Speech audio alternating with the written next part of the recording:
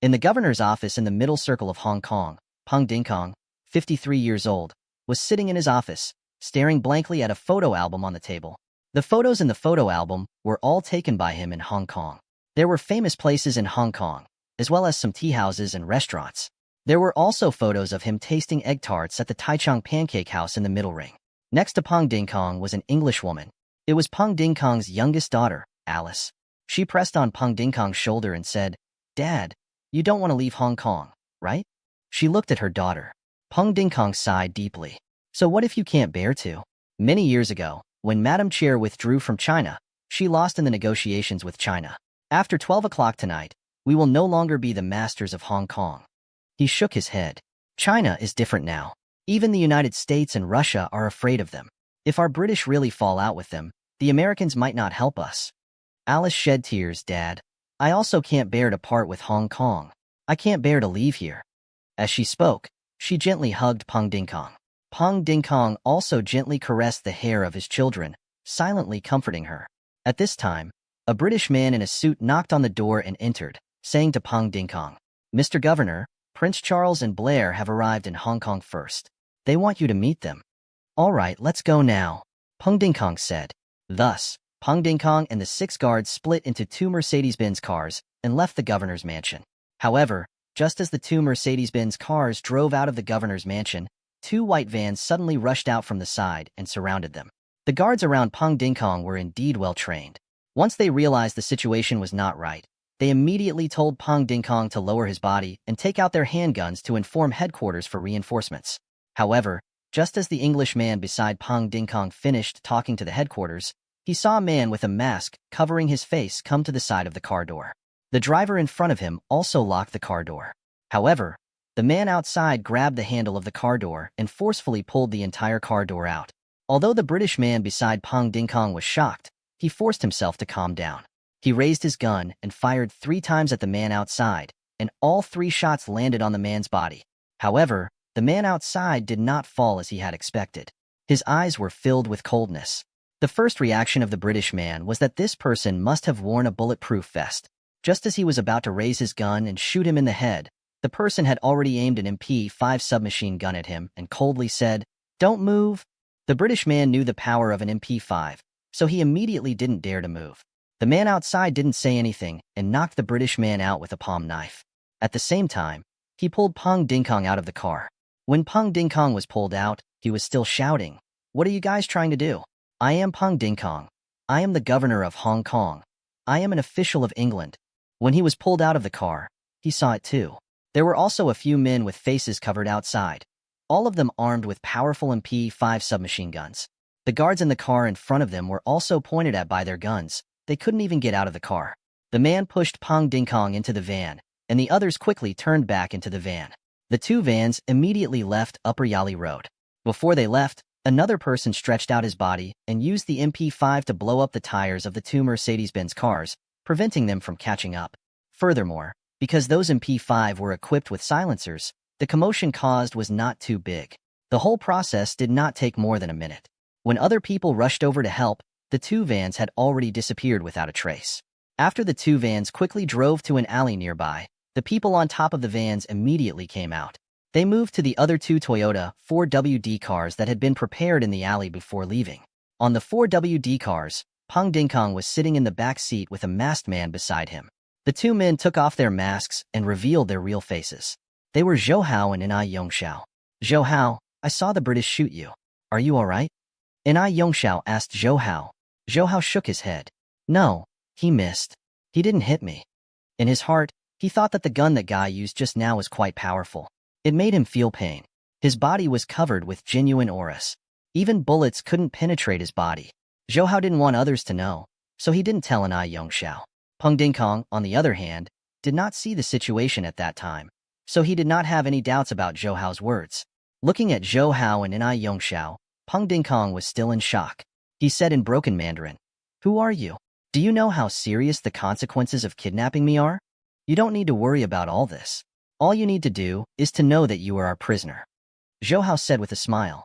This was the first time he saw the last governor of Hong Kong face to face. Peng Dingkong was a senior politician of the British Conservatives and took over the role of Hong Kong provincial governor in 1992. The last governor of Hong Kong published his first administrative report as soon as he stepped onto the stage. The report mentioned the political reformation plan and indicated that the election system of the Legislative Bureau was about to be changed to quicken the pace of democracy in Hong Kong. This immediately caused dissatisfaction in government of China, and Peng Dingkong immediately fell into a bad relationship with the higher-ups. The Hong Kong and Macau office directly denounced Peng Dingkong as an ancient sinner. After Peng Dingkong announced the political reformation plan, he was no longer invited to meet with the leaders of the Central Committee. Back in Beijing, Zhou Hao had talked about Peng Dingkong with Zhao Rixin, who had already become his father. Zhao Rixin also gave Peng Dingkong a simple comment, a clown. Zhou Hao did not have a good impression of Peng Dingkong, even though his image as a relative was very popular in Hong Kong. However, for China, many of Peng Dingkong's political measures had affected the smooth transition process after Hong Kong's return. To be specific, Peng Dingkong was a chess piece that the British wanted to stop China from taking back Hong Kong. Zhou Hao had already guessed that Fang Bingruan's motive for kidnapping Peng Dingkong must have something to do with Hong Kong's return. If Peng Dingkong really fell into Fang Bingruan's hands, his fate would not be any better. Now that Zhou Hao had intervened in this matter, it meant that he had saved Peng Dingkong. If it wasn't because Zhou Hao didn't want anything to happen to Hong Kong's return, he wouldn't have saved this fat, middle-aged British man. Peng Dingkong didn't know who Zhou Hao and Ai Yongxiao were, and he wanted to use his own words to convince them to let him go. But before he could say anything, he saw Zhou Hao looking at his neck with a palm knife. Zhou Hao knocked him out in an instant. Zhou Hao also said, "Does everyone in politics have so much to say?" On the other side, Ai Yongxiao shrugged. "How would I know? I don't have any experience in politics." He patted the shoulder of the driver in front of him and said, "Go to the place we planned." "Got it, boss," the driver said. These few people who kidnapped Peng Dingkong together with Zhou Hao and Ai Yongxiao were Ai Yongxiao's trusted subordinates. Of course, the undercover police under Ai Yongxiao's command had already been used by Ai Yongxiao. The two SUVs soon arrived in front of a villa. There were 4 men with cold expressions on their faces in front of the villa. The moment they saw the 2 SUVs, they immediately opened the door of the villa. After the 2 SUVs entered, they quickly closed the door and looked around vigilantly. There were many people guarding the inside and outside of the mansion. It was very heavily guarded. Zhou Hao and Ai Yongxiao quickly ordered people to help Peng Dingkong into the mansion. "Did you really catch Peng Dingkong?" A man stood in the lobby of the mansion.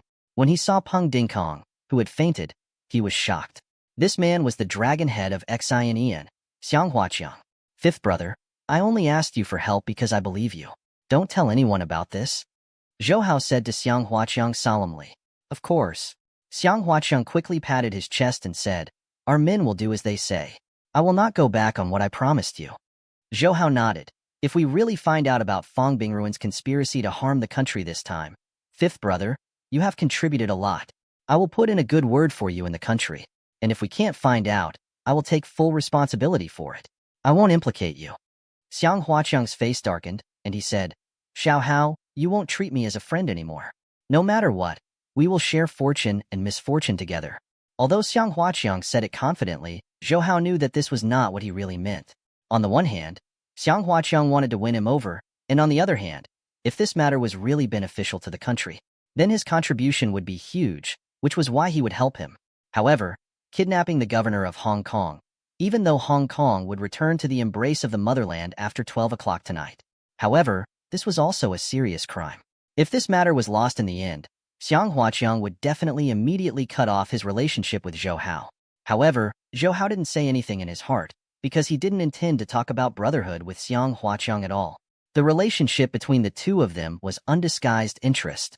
In comparison, Ai Yongxiao and Zhou Hao had a closer relationship. Zhou Hao really treated Ai Yongxiao as a friend. At this moment, Zhou Hao said to Xiang Huaqiang, "Fifth brother, have you prepared the person I asked you to find? There's not much time left." "It's all ready," Xiang Huaqiang said.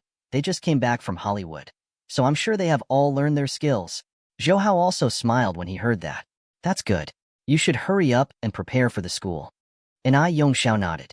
At that moment, the phone in his arms rang. He took it out and saw that it was Fang Bingrun. He quickly pressed the call button.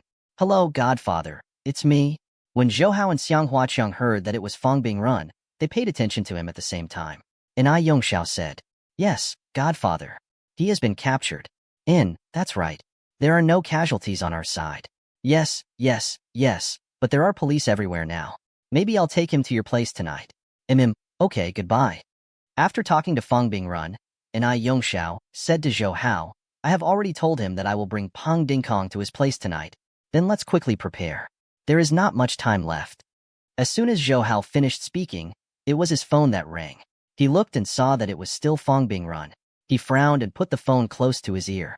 Fang Bingrun, have you investigated Xiaobing's matter? Haha, yes, Zhou Hao. I have already asked the people below. Fang Bingrun said on the phone, about Liang Xiaobing's matter, Zhou Hao. That contract was signed by Liang Xiaobing herself and our Donghui agency. That is a legal contract. We will ignore losses no matter where we go. Zhou Hao said coldly, don't play tricks on me, Fang Bingrun. I already know that you did it. Xiao Fu already told me. What exactly do you want? How dare you threaten the Wireless Television Limited to get Xiaobing to sign with you? Fang Bingrun laughed on the phone. Since you already know, I will beat around the bush. That's right, I did it. Humph. Humph. You didn't give me face last time. I have been sitting in the seat of East Star for so many years, but no one has ever dared to do this to me. Then what do you want? Zhou Hao's voice became colder and colder. How about this? Come to my place tonight. Fang Bingrun said. Let's talk about Liang Xiaobing. If I am satisfied, maybe I will give you face and let Liang Xiaobing go. If you do not satisfy me, Humph, then I will immediately sue Liang Xiaobing for breaking the contract and ask her to compensate the 60 million penalty. Zhou Hao thought for a while and replied, okay, I will go to your place tonight. After that, and I Yongxiao asked Zhou Hao, Fang Bingrun asked you to go tonight? Fang Bingrun not only wanted to kidnap Peng Dingkong, but also asked Zhou Hao to go to his place. He really did not know what his purpose was. Zhou Hao nodded his head. His eyes slightly narrowed, and he said with a cold smile, then tonight I will see what kind of tricks he is trying to pull. After an I Yongxiao and Xiang Huaqiang went to prepare, Zhou Hao sat alone in the living room, wondering what Fang Bingrun was up to. First, he threatened the Wireless Television Limited to deceive Liang Xiaobing and sign a contract with the East Radiance Trading Company. Then he asked an I Yongxiao to kidnap Peng Dingkong. These two matters had no relation at all, causing Zhou Hao to think hard for a long time. But he still could not get his hands on the main point. After Peng Dingkong was kidnapped, there were no reports on this matter on the television, presumably because the news was blocked. However, according to Zhou Hao's estimations, the Hong Kong police must have sent out their entire army to search for Peng Dingkong. Sure enough, Zhou Hao's phone rang very quickly. It was not the Zheng Yingpei that Zhou Hao had expected, but Lu Jinwu. Xiao Hao, do you know that Peng Dingkong was kidnapped? Lu Jinwu's tone was very serious. I know, Zhou Hao said. I just didn't expect you to call me. You know? Lu Jinwu was puzzled. Did Division Chief Zhang tell you? No. Zhou Hao smiled and said, because I was the one who kidnapped Peng Dingkong. Lu Jinwu did not say anything on the other side of the phone. After a while, he asked, what happened? Xiao Hao, you were joking with me, right? Zhou Hao said, no, I am not joking. Why did you do that? The people of our Zhongying faction are in chaos now. Lu Jinwu said, tonight is the return ceremony of Hong Kong. Peng Dingkong must be present. Peng Dingkong is an official of the British government, and the British value him. Now those British people are suspecting whether our people did it or not. That guy, Blair, is also negotiating with us. Because according to Peng Dingkong's guards at the scene, the person who kidnapped Peng Dingkong is very skilled and has very strong firepower. Furthermore, his movements are very fast, and he is very likely a trained soldier. Moreover, the police had also found the kidnapper's van in an alley near the prefectural governor's mansion. They had also found out that the two cars were missing. Xiao Hao, what are you doing? Brother Lu, don't worry. In the bathroom, Zhou Hao told Peng Dingkong that Fang Bingrun wanted to kidnap Lu Jinwu. Lu Jinwu also felt strange when he heard it. Why did he do that? Could it be that he has already colluded with the anti-Hua forces and wants to destroy the return of Hong Kong? Anti-Hua faction? Zhou Hao's heart skipped a beat. He had never thought of this before. If Fang Bingrun wanted to kidnap Peng Dingkong, he and the Union Society would not be able to escape if it was exposed in the end. Zhou Hao had never thought of his motive for doing so. If he was colluding with the anti-Hua forces, it would make sense. Lu Jinwu had also said that the British now suspected that it was China who kidnapped Peng Dingkong. Putting aside whether China would do that, the British would definitely take advantage of this matter to prevent Hong Kong from returning. Even if it was only to delay Hong Kong's return, it would also make China lose all face this time. Even if it was just to create some trouble for China, the British would be very happy to do so. The anti-China forces might take advantage of the fact that the British and China were hostile to each other to gain benefits and achieve their goal of dealing with China. Zhou Hao immediately thought of the Japanese woman who had cooperated with Fang Bingran. Now, it seemed like she was very likely to be a member of the anti-Hua organization. However, Zhou Hao didn't tell Lu Junwu about the Japanese woman. Then what do you plan to do now? Also, tonight's return ceremony is a big event for all of us in China. We can't make a single mistake. We can't let those British find any excuses to stop us, so Peng Dingkong must come back. Lu Junwu said to Zhou Hao in a deep voice, Xiao Hao, this is related to the interests of the country. Brother Lu, of course I know about this. It is because this matter is related to the country that I took such a big risk to get involved. Zhou Hao said, Brother Lu, don't worry. I promise that Peng Dingkong will appear in front of the people of the two countries when the return ceremony is held. Please believe me. Lu Junwu hesitated for a moment and said, All right, Xiao Hao, I trust you. Thank you, Brother Lu. Zhou Hao said sincerely. Time passed very quickly. Before they knew it, the night had fallen and completely covered the Pearl of the East. After tonight, Hong Kong would no longer be a colony of Britain and would return to the embrace of the motherland. That night, all the citizens of Hong Kong felt uneasy. They had been afraid of 97 foot for many years. Today, they were finally here. 2. At 9 o'clock p.m., Ai Yongxiao brought a slightly fat man with a black bag over his head to the office of Dong Hui's management company. It was a top unit of a commercial building. Fang Bingrun had been waiting there for a long time. When he saw Ai Yongxiao bring that man over, he immediately became excited. He walked over and ripped off the black cloth bag on the man's head. This man was Peng Dingkong, who had been kidnapped during the day. Perhaps it was because he had been covered by the black cloth bag for a long time. But Peng Dingkong's eyes were still unable to adapt to the strong light. That was why his eyes narrowed slightly. When he saw Fang Bingrun in front of him, Peng Dingkong said in surprise and uncertainty, What is the purpose of you tying me up? Do you know that the people of the two countries are looking for me? However, he saw Fang Bingrun. Chief, I've wronged you this time. Ai Yongxiao turned to Fang Bingrun and said, Godfather, what should we do next? Now, those policemen were looking for him outside, and almost all of Hong Kong had been turned upside down. Also, I heard that the special agents from the mainland and the English side have all moved out, and there is no way to cover the fire with paper. If this continues, we will be in great danger. Don't be afraid, don't be afraid. Anyway, we will not stay in this small Hong Kong place anymore. Fang Bingrun smiled and said, Mrs. Tokugawa, do you think so? Mr. Fang, you are right. A very pleasant female voice suddenly came over. She did not see anyone, but just her voice seemed to have a charming charm. When Ai Yongxiao looked at the source of the voice, he was completely stunned because he had never seen such a charming woman before. Her eyebrows swept across the room. Her eyes were like stars, her nose was like a peak, her lips like cherry blossoms, and a strand of hair that was like a cloud simply and generously coiled behind her head. A few strands of fine hair jumped out from the back of her neck, casual but charming. Especially her pair of eyes, which were truly like two deep ponds, capable of mesmerizing people and causing them to be unable to extricate themselves from it. This woman wore a short black dress with a light U-shaped collar, revealing a piece of tender white skin that was as white as snow under her neck. There was also the jade peak that was propped up by her clothes, as well as the pair of slender legs under the skirt, which could make any man drool. This woman might not be the most beautiful woman Ai Yongxiao had ever seen, but her seductive charm was something that no woman could compare with. As long as she stood there, she would become the center of attention for all men. And next to this woman, there was also a cold-looking man in his early 40s in a suit. The moment Ai Yongxiao saw this seductive woman, he was almost certain that she was the one who had worked with Fang Bingrun. Sure enough, Fang Bingrun was very respectful to this woman. He said with a flattering smile, Mrs. Tokugawa, we have captured Peng Dingkong. Should we follow the original plan? Mrs. Tokugawa smiled at Fang Bingrun. Fang Bingrun immediately showed a look of infatuation. Mrs. Tokugawa said, That's right. Next, we need to see if Mr. Fang really has the sincerity to cooperate with us. Of course I have it. It's my honor to work with Mrs. Tokugawa. Fang Bingrun smiled. Godfather, these two. Ai Yongxiao looked at Mrs. Tokugawa and the others and became alert. Fang Bingrun immediately glared at Ai Yongxiao. Lien Hu, come over and greet Mrs. Tokugawa and Mr. Jing. This is Mr. Fang, your foster son, Moya Ling, right? He is indeed a talented man. Mrs. Tokugawa looked at Inai Yongxiao with admiration. Even though Inai Yongxiao was secretly wary of this woman, he was still slightly swept by Mrs. Tokugawa's gaze. He actually felt a kind of excitement in his heart. It was as if getting Mrs. Tokugawa's appreciation was something to be proud of.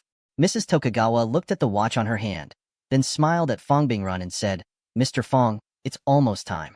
Quickly make your move." Okay. Fong Bingrun said hurriedly and handed another gun to Inai Yongxiao. Lien Hu, kill Peng Dingkong immediately. Inai Yongxiao was stunned and looked at Fong Bingrun in surprise. Godfather, this? Fong Bingruin's face immediately darkened. He stared at Inai Yongxiao coldly. What? Don't tell me you don't even listen to me? Seeing Fong Bingruin's vicious expression, Inai Yongxiao gritted his teeth. He took the gun and turned to face Peng Dingkong. Peng Dingkong immediately looked frightened when he saw Inai Yongxiao holding the gun. He kept shaking his head and said, No. I'm sorry. He pointed the gun at Peng Dingkong's chest and fired.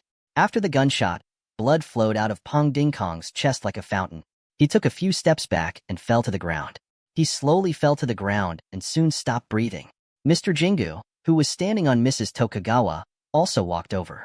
He squatted down and touched Peng Dingkong's neck. He then nodded at Mrs. Tokugawa. Mrs. Tokugawa smiled and looked at Inai Yongxiao. You are indeed a person who does big things.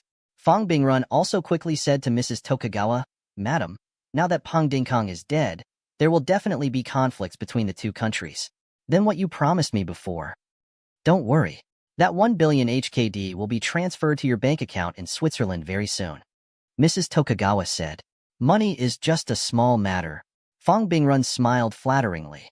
Madam, you said before that you will recommend me to those gambling companies in Europe after the matter is done. At this time, Inai Yongxiao had more or less understood. Fong Bingrun indeed had a partnership with Mrs. Tokugawa.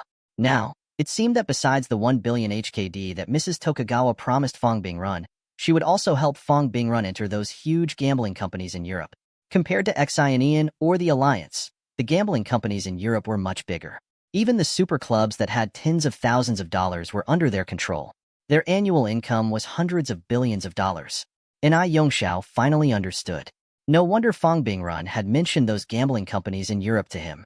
He also said that he was a dragon swimming in the shallow waters of Hong Kong. It turned out that Fong Bingruin's ambition was to join those international gambling companies. Those gambling companies were not only rich and powerful, but they were also not simply associated with gangs. Even the European governments were related to them. Joining them was not something that could be done with sufficient funds. They also needed to obtain their recognition. The process was complicated and arduous. But Mrs. Tokugawa's lips curled up slightly, which also made Fong Bingruin's heart race. Fong Bingrun said anxiously, But what?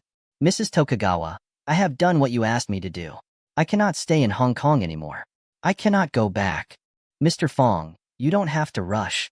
Mrs. Tokugawa said softly, Although Peng Dingkong is dead now, we still need to blame this on Zhou Hao. When he comes, you will deliberately anger him and make Mr. Inai point the gun that killed Peng Dingkong at him. According to Zhou Hao's personality and martial arts, he will definitely take Mr. Ni's gun. When that time comes, his fingerprints will be on the gun.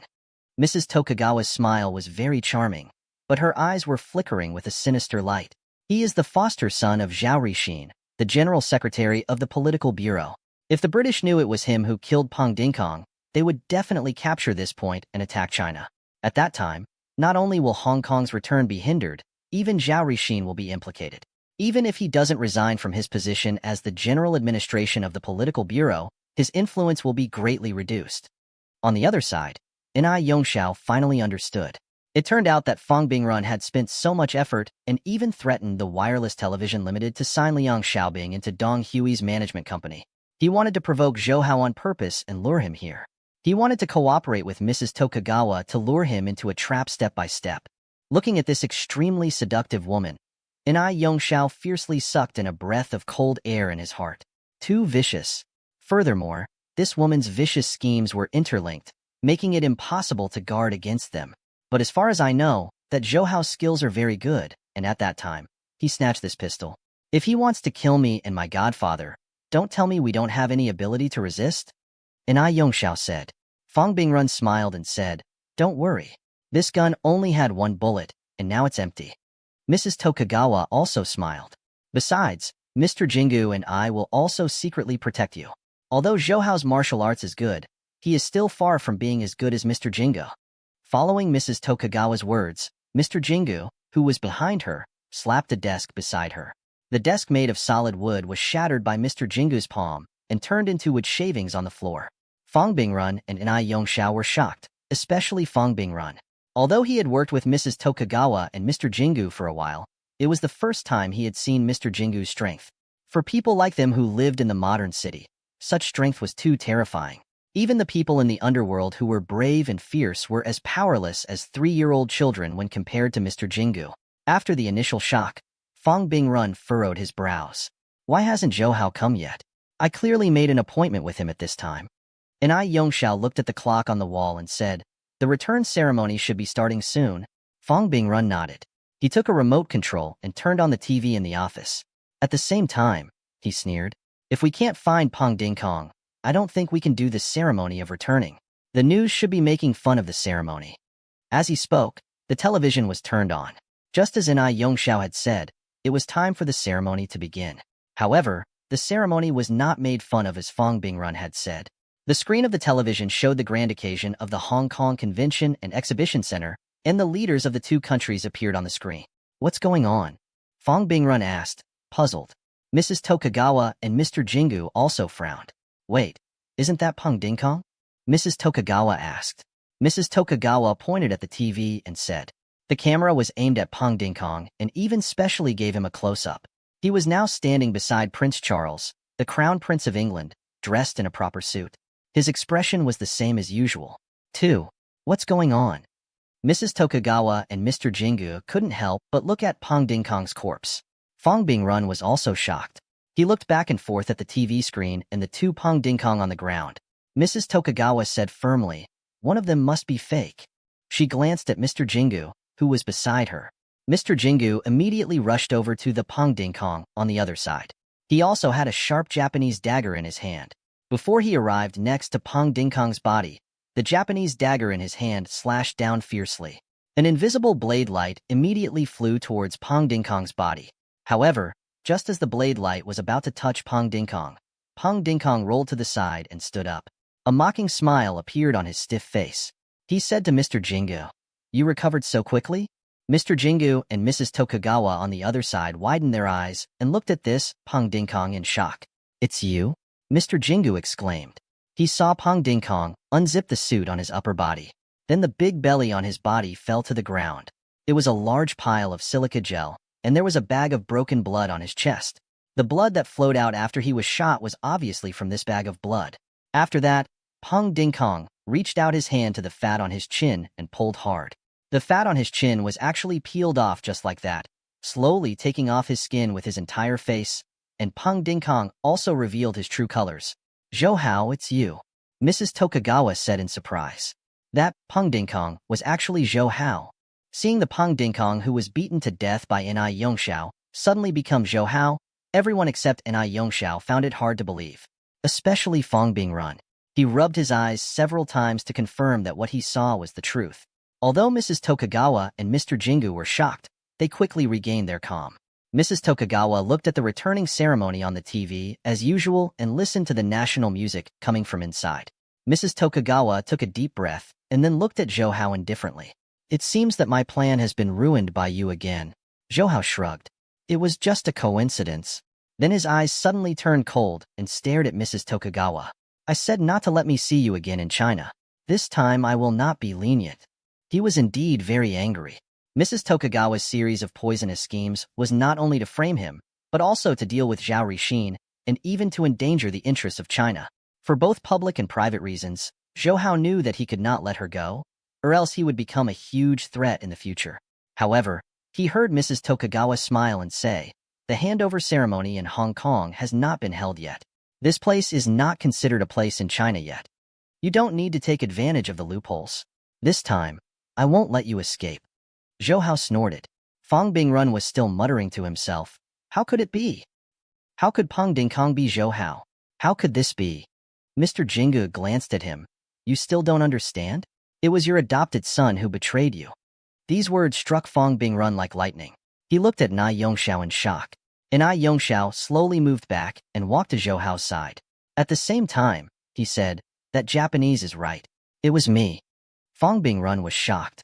He heard Mrs. Tokugawa say to Zhou Hao, "But I clearly received news that Peng Dingkong was kidnapped." He was indeed kidnapped. "I did it myself." Zhou Hao sneered, "But I will send him back soon. The reason I kidnapped him was not only to not make you suspect me, but also to make people disguise me as him." He had asked Xiang Huaqiang to find a professional costume artist earlier, because Xiang Huaqiang had a movie company to begin with. There were a few makeup artists who had just returned from their studies in Hollywood. He had used Hollywood's disguising technique to disguise Zhou Hao as the same as Peng Dingkong. Zhou Hao even deliberately used genuine auras to change his voice. Although it was not the same as Peng Dingkong, he could already trick Mrs. Tokugawa and Fang Bingrun. After the disguise, Zhou Hao immediately informed Lu Junwu and asked him to send someone to secretly bring Peng Dingkong away.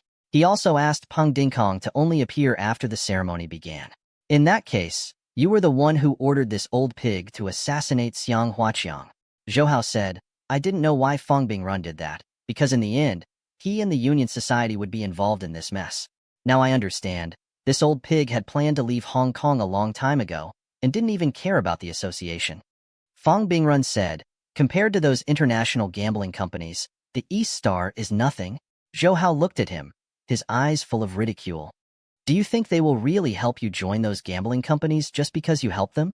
They said they would protect you secretly just now. They were lying. When I came, they had already left. Because they knew that even if they stayed here, they wouldn't be able to protect you. They might even be discovered by me. At that time, they wouldn't be able to leave even if they wanted to." Fang Bingrun was stunned when he heard Zhou Hao's words. He then looked towards Mrs. Tokugawa and Mr. Jingu. However, he saw Mr. Jingu suddenly shout, "Yi Shirin." Following Mr. Jingu's shout, 10 people in black appeared around Zhou Hao and Ai Yongxiao without any warning. They were all holding Japanese knives or swords, crosses, and other weapons that ninja was used to using. Mr. Jingu said to Mrs. Tokugawa, "Madam, I will protect you and leave first." Mrs. Tokugawa nodded. She took a deep look at Zhou Hao on the other side before following Mr. Jingu to the exit of the office. "You want to leave? It's not that easy." Zhou Hao shouted coldly and jumped towards Mrs. Tokugawa and Mr. Jingu. However, when he moved, the ninja around him also moved. 2 ninja holding knives with his hands behind his back appeared in the air and blocked his way. Zhou Hao didn't say anything. He just threw out 2 fists at the 2 ninja beside him. When the 2 saw Zhou Hao's fist coming at them, they immediately raised the Japanese swords in their hands to block it in front of their chests. However, Zhou Hao attacked with anger. He didn't hold back. His strength was enormous. How could they defend against it? 2 crisp sounds were heard almost at the same time. The 2 Japanese knives that were held in front of the 2 ninjas' chest were broken by Zhou Hao, and they hit their chests heavily. The sound of bones cracking suddenly rang out. The 2 ninja flew backwards to the left and right at the same time. Blood immediately seeped out of their masks. 2 punches had shattered their ribs and internal organs. Even divine immortal experts couldn't save them. However, after repelling these 2 ninja, the remaining 8 people didn't show any signs of fear. They tightly surrounded Zhou Hao. Mrs. Tokugawa and Mr. Jingu also took advantage of the fact that the 2 ninja had risked their lives to escape from the office. Facing the 8 ninja who were surrounding him, Zhou Hao had no fear at all. He only wanted to get rid of them as soon as possible so that he could chase after Mrs. Tokugawa and Mr. Jingu. But suddenly, 4 of the ninja disappeared. And Ai Yongxiao was about to warn Zhou Hao to be careful. Zhou Hao suddenly reached out his right hand and grabbed the air beside him. He actually pulled Ninja out of the air just like that. Zhou Hao grabbed Ninja's neck with one hand and hit him hard on the ground. With a loud bang, a big hole was created on the hard floor and the concrete floor below. Ninja was naturally killed by Zhou Hao. Zhou Hao did not stop. He scooped up the air with his left hand and grabbed Ninja's ankle, which had disappeared. After walking for a while, he used Ninja as a weapon and swept the other 2 invisible ninja out. He also struck out with his palm and killed the other 3 ninja. The other 4 ninjas saw this. What? They looked at each other and shouted in Japanese. At the same time, they squeezed open a pill. Strands of gas quickly emerged from the pill and spread into the air. Zhou Hao did not know Japanese, so he did not know what they were talking about. However, when he smelled the fragrance in the air, the blood in his body moved slightly, but there was no other reaction. Zhou Hao knew that his constitution was not afraid of poisonous things, so he guessed that the gas released by the pills Ninja had just squeezed was poisonous. Just as he was about to remind Enai Yongxiao to be careful, he saw that Enai Yongxiao's expression was already confused, and he was starting to feel dizzy. He looked at those ninja and vaguely said, "There are so many people. So many people." However, Zhou Hao saw that the four ninja were still the same. He didn't understand what Nai Yongxiao meant. Suddenly, he remembered that he had read a book in his previous life, and it introduced these Japanese ninja. The book mentioned that many of the so-called cloning techniques of the Japanese ninja were actually releasing a unique poisonous gas. It made the enemy dizzy and blurred their vision, as if ninja had split into several clones. Now, it seemed like these ninja were releasing the poisonous gas. However, because he wasn't afraid of all kinds of poison, he wasn't affected by the poisonous gas. "I'll let you all see what a true clone technique is." Zhou Hao sneered, and his figure instantly blurred. 1. Before Zhou Hao's figure disappeared, he suddenly appeared. He was standing in front of one of the ninja, and his palm landed on the ninja's chest. Before ninja fell, Zhou Hao's figure flashed behind the other man. He pressed one hand on top of ninja's head and grabbed his chin with the other hand. With a twist, his neck bone was broken. When Zhou Hao appeared next to the last ninja, he hadn't completely disappeared from the other places. Zhou Hao could even dodge bullets, which meant that his body speed was higher than bullets. He had used this speed to attack these ninja just now. Due to his speed being too fast, these ninjas' eyes could not keep up at all. Therefore, Zhou Hao left behind a series of afterimages. The principle behind it was the same as a movie. This is the best and most authentic classification. Clone technique, ninja muttered in Japanese. But just as he finished speaking, his body trembled. He also felt his heart stop beating. The scene in front of him was fixed on Zhou Hao's face.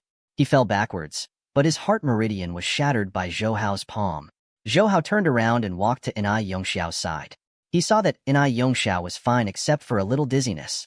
He knew that the poison was not fatal, so he used the genuine aura to expel the poison from his body. As for Fang Bingrun, who was also poisoned and dizzy, Zhou Hao naturally did not need to help him. He said to Enai Yongxiao, "I will leave this old pig to you. I will chase after them." After saying that, he immediately left the office. He instinctively felt that Mrs. Tokugawa and Mr. Jingu did not go downstairs. Instead, they went upstairs. This office was the top floor of the building, and the rooftop was just above it. He thought that Mrs. Tokugawa and Mr. Jingu must have left some way out on the rooftop of the building. Zhou Hao did not stop. He went straight up the stairs to the rooftop. When Zhou Hao arrived at the rooftop of the building, he saw a white helicopter parked on the spacious rooftop. Zhou Hao thought to himself, Mrs. Tokugawa and the others really did leave a way out here, because leaving from the sky would be faster and safer than escaping from the ground. Without much time to think, Zhou Hao rushed towards the helicopter. If he let them take off, even he would not be able to do anything about it. However, before Zhou Hao could rush over, he saw Mrs. Tokugawa and Mr. Jingu coming down from the helicopter. Why aren't they running? Zhou Hao felt a little strange in his heart, but he didn't stop moving. In an instant, he arrived in front of Mrs. Tokugawa and Mr. Jingu. Seeing that Zhou Hao had already rushed over, Mr. Jingu also knew that the two of them had nowhere to run. He looked at Mrs. Tokugawa, "Madam." Mrs. Tokugawa shook her head at him, then looked at Zhou Hao. Her expression was very calm. "What do you want?" "Eliminating evil for the country." Zhou Hao only said 4 words plainly. Mr. Jingu immediately stood in front of Mrs. Tokugawa and took out his knife to face Zhou Hao. Zhou Hao looked at him coldly. "You are defeated by me. Do you still want to have another taste of defeat? If you want to hurt my wife, you have to step on my dead body." Mr. Jingu shouted decisively. "You were lucky that I didn't kill you last time. I can't keep you alive today." Zhou Hao said, and his body also followed suit. His speed was as fast as lightning. Mr. Jingu knew in his heart that he wasn't a match for Zhou Hao. But in order to protect Mrs. Tokugawa, he still raised his sword and faced Zhou Hao. He shouted loudly, and the blade in his hand drew out a silver light, striking towards Zhou Hao like a bolt of lightning. In the face of Mr. Jingu's merciless strike, Zhou Hao was not afraid at all. He didn't even try to dodge. He immediately closed his palms and caught Mr. Jingu's blade, blocking the blade of the blade. When Mr. Jingu's blade was caught by Zhou Hao's bare hands, he felt like he was being held by 2 huge mountains. He couldn't pull it back no matter how hard he tried. He decisively let go of the blade in his hand and raised both palms to slap Zhou Hao. At the same time, he shouted, 32 wind riding forces. His palms split into 2, then 4, then 8.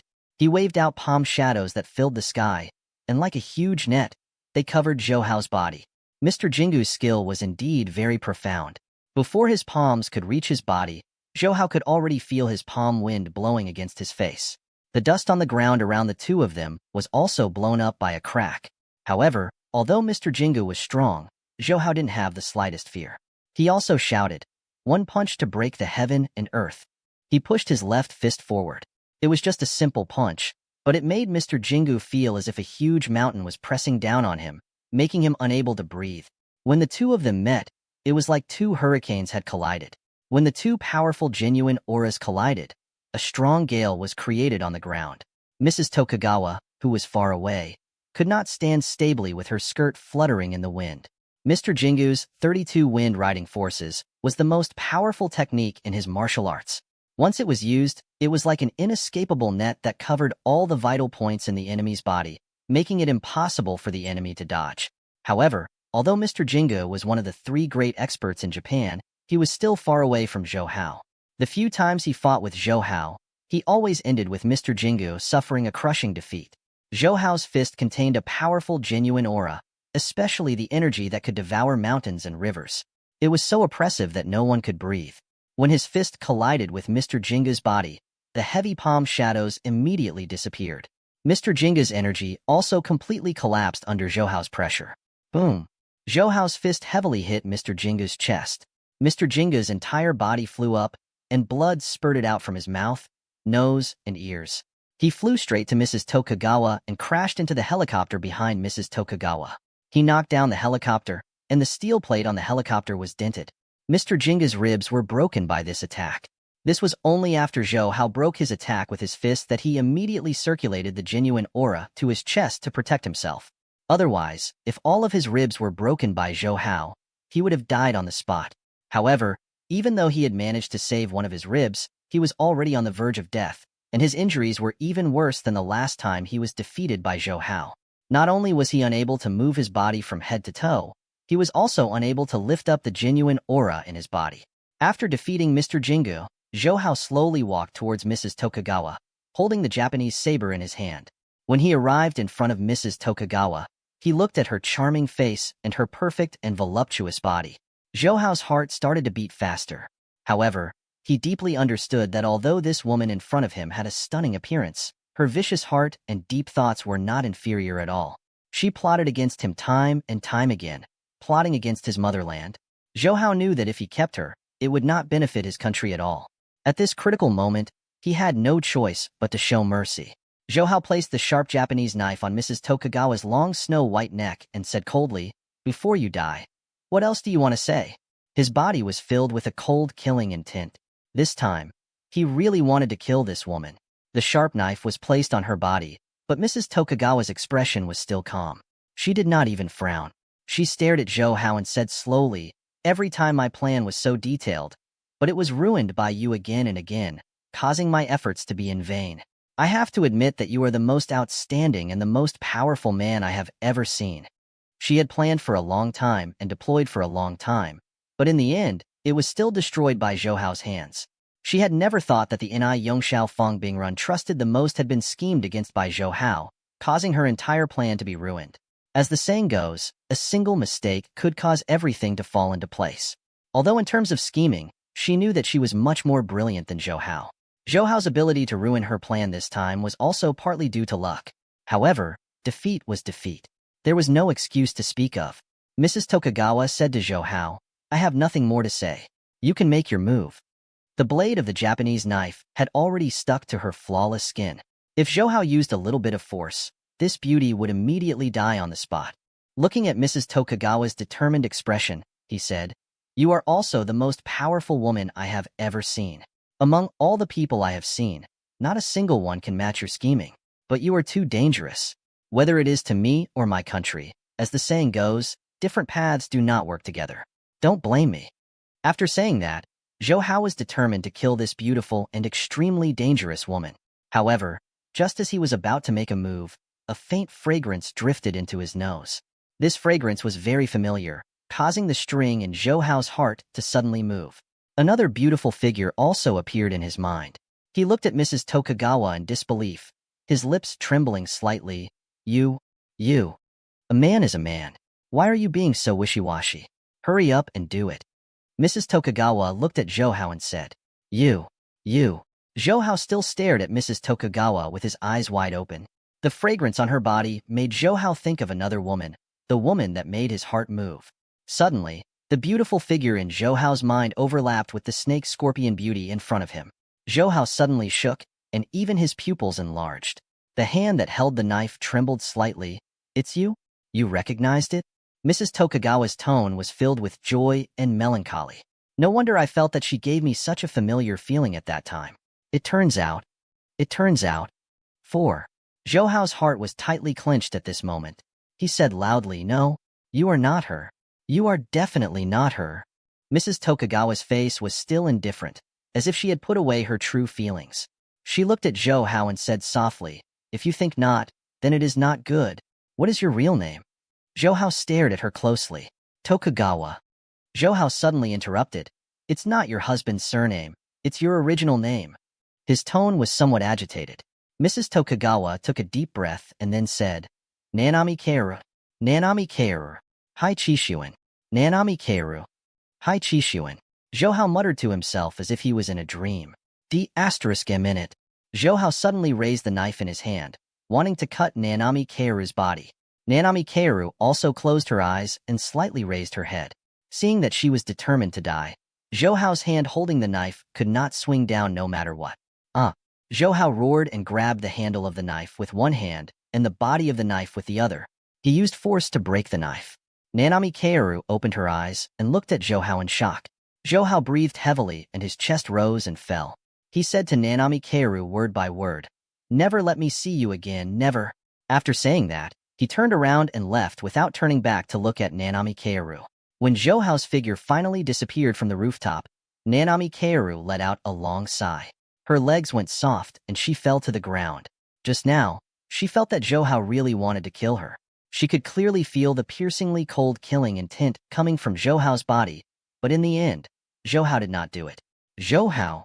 She lowered her head to look at the ground and murmured, Madam, are you all right? Mr. Jinga's weak voice came from behind. Nanami Keiru looked over and saw that blood was still flowing out of Mr. Jinga's mouth and nose. Clearly, he had suffered a serious internal injury. However, even though he was on the verge of death, his heart was still concerned about Nanami Keiru's safety. Mr. Jingu's name was Jinguki Ushiro, and he had always been Nanami Keiru's guard. All these years, he had always been loyal to his duty.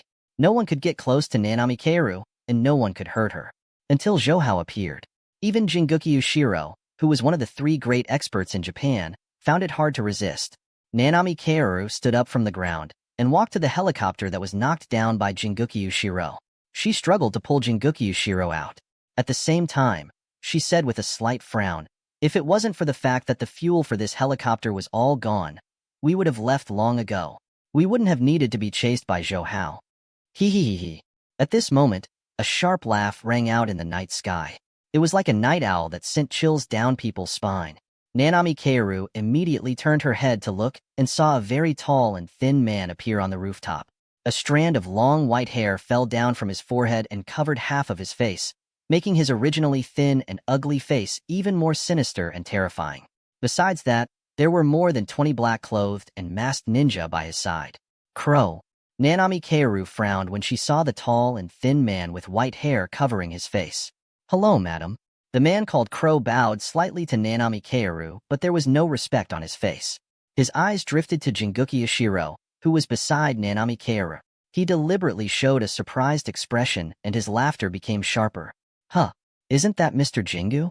How did he end up like this? Isn't your divine power and Fengliu's martial arts very powerful? Nanami Keiru looked at Crow with a fierce gaze. Did you light up the gasoline in our helicopter just now? Crow twirled the strand of white hair in front of him.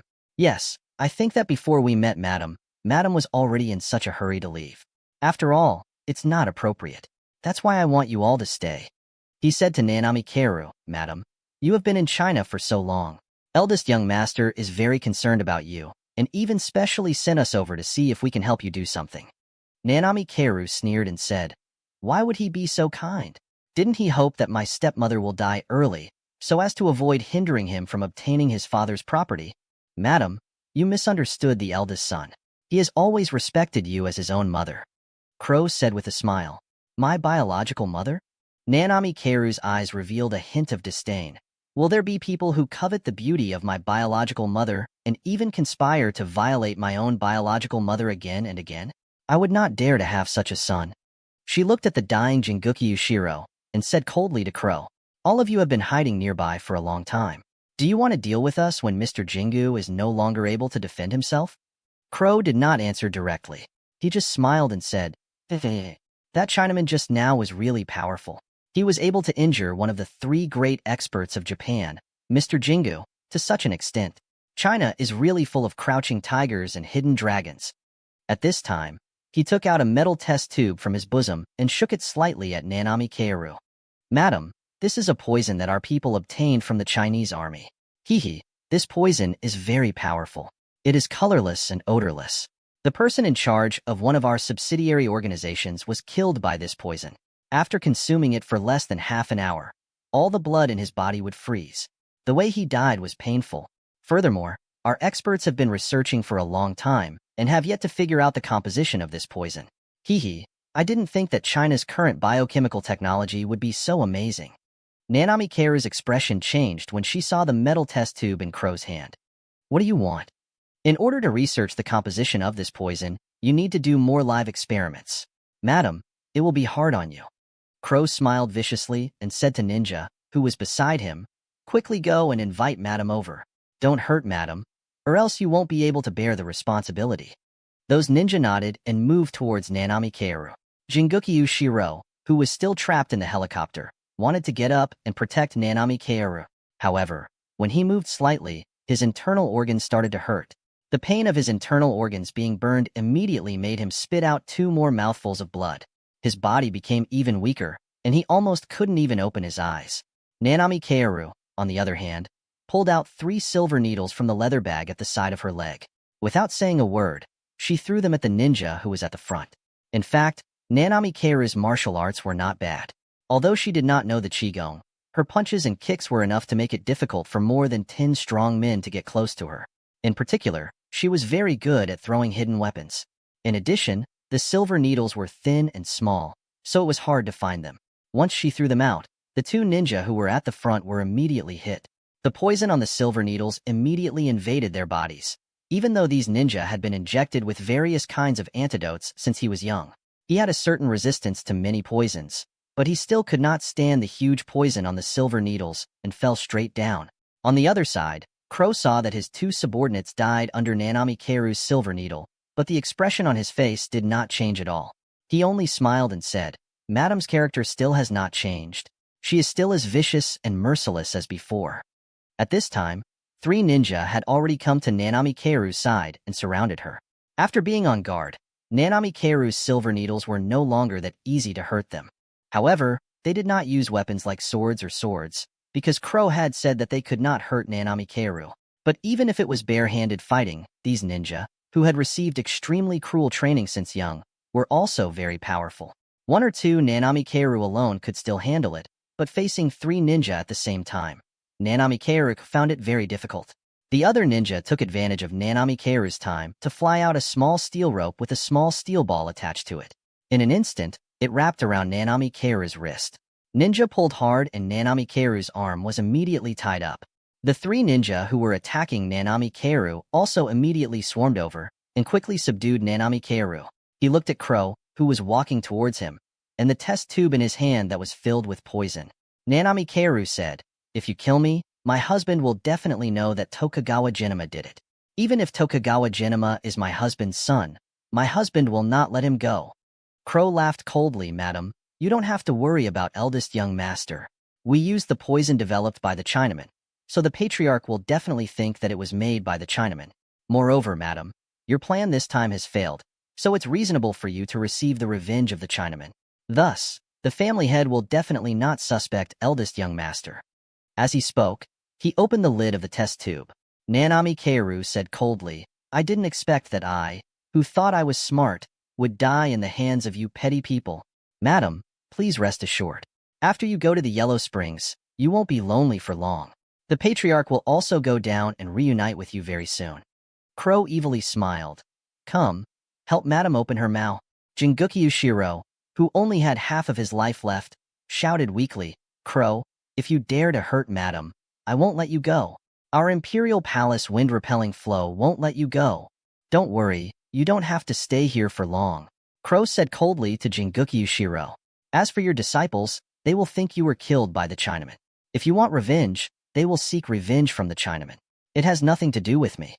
4. A ninja forcefully lifted Nanami Keiru's face and pried open her mouth. Crow also wanted to pour the poison in the test tube into Nanami Keiru's mouth. So the yellow spring water was taken by you guys. A sudden voice shocked Crow and these ninja. Crow immediately turned around. Who is it? No one responded, but the Crow felt a gust of cold wind pass by. Ninja, who was holding Nanami Keiru's chin, suddenly dropped his head. Blood immediately spurted out from the wound on his neck and splashed on the Crow's side.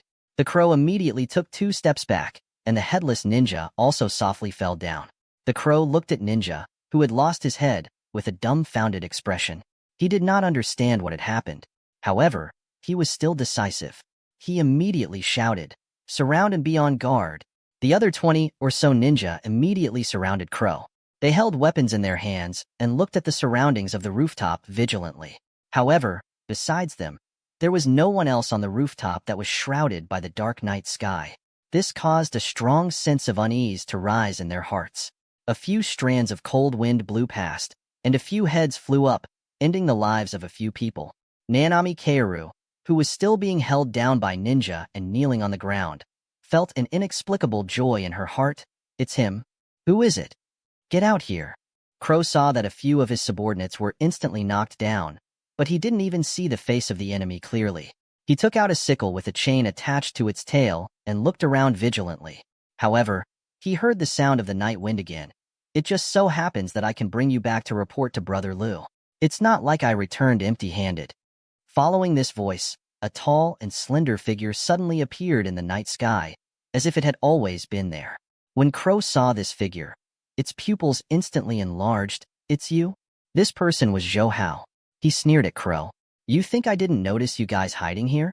He had already discovered them just now, but he originally thought that these were all Nanami Keiru's subordinates.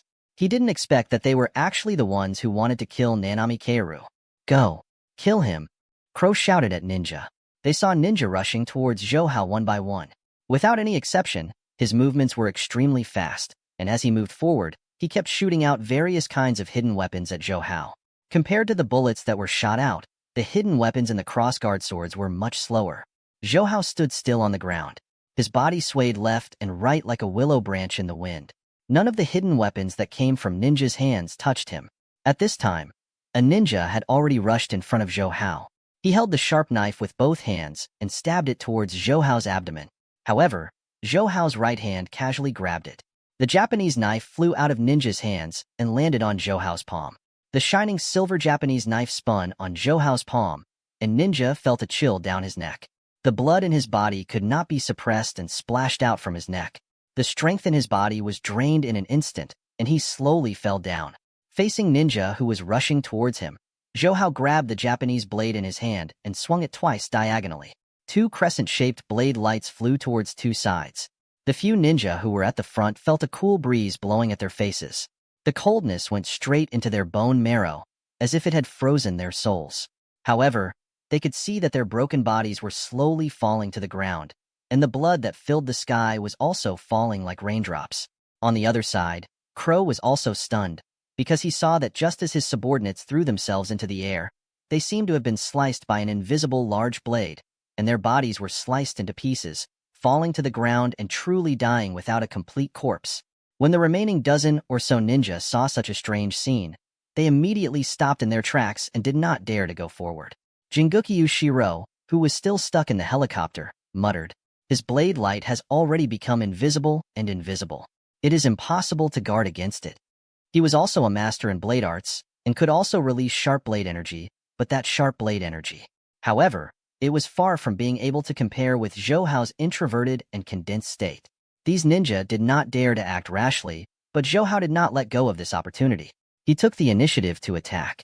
He either used his saber or his fists to kill those masked ninja one by one. This time, it was as if a tiger had entered a flock of sheep. Even if those ninja joined forces, they were still no match for Zhou Hao. Furthermore, they could not keep up with Zhou Hao's speed. In just a few breaths of time, more than half of them had fallen.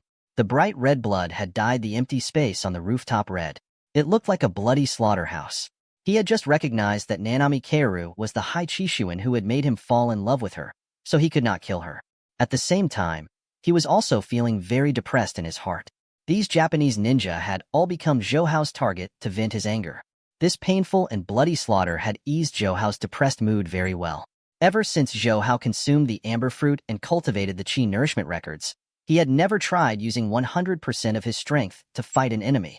Normally, he would be very careful when using his own strength. Because his strength was too great, a slight carelessness would result in death or injury. And now, he had completely let go of his hands and feet in this slaughter. Zhou Hao was in the Qiuning Mountains limestone cave, and with just a single punch, he was able to shatter the huge rock blocking the entrance. The force was tremendous. When he punched those ninja with this kind of punch, it was as if those ninja were hit by a pile driver. If they were touched by Zhou Hao's punch, they would immediately turn into a pile of meat paste. The floor and the air vent around the rooftop had also been ravaged by Zhou Hao until it was a mess. Crow looked at his 20 over subordinates. In less than a minute, all of them had become the souls of Zhou Hao's subordinates. He could not help but tremble.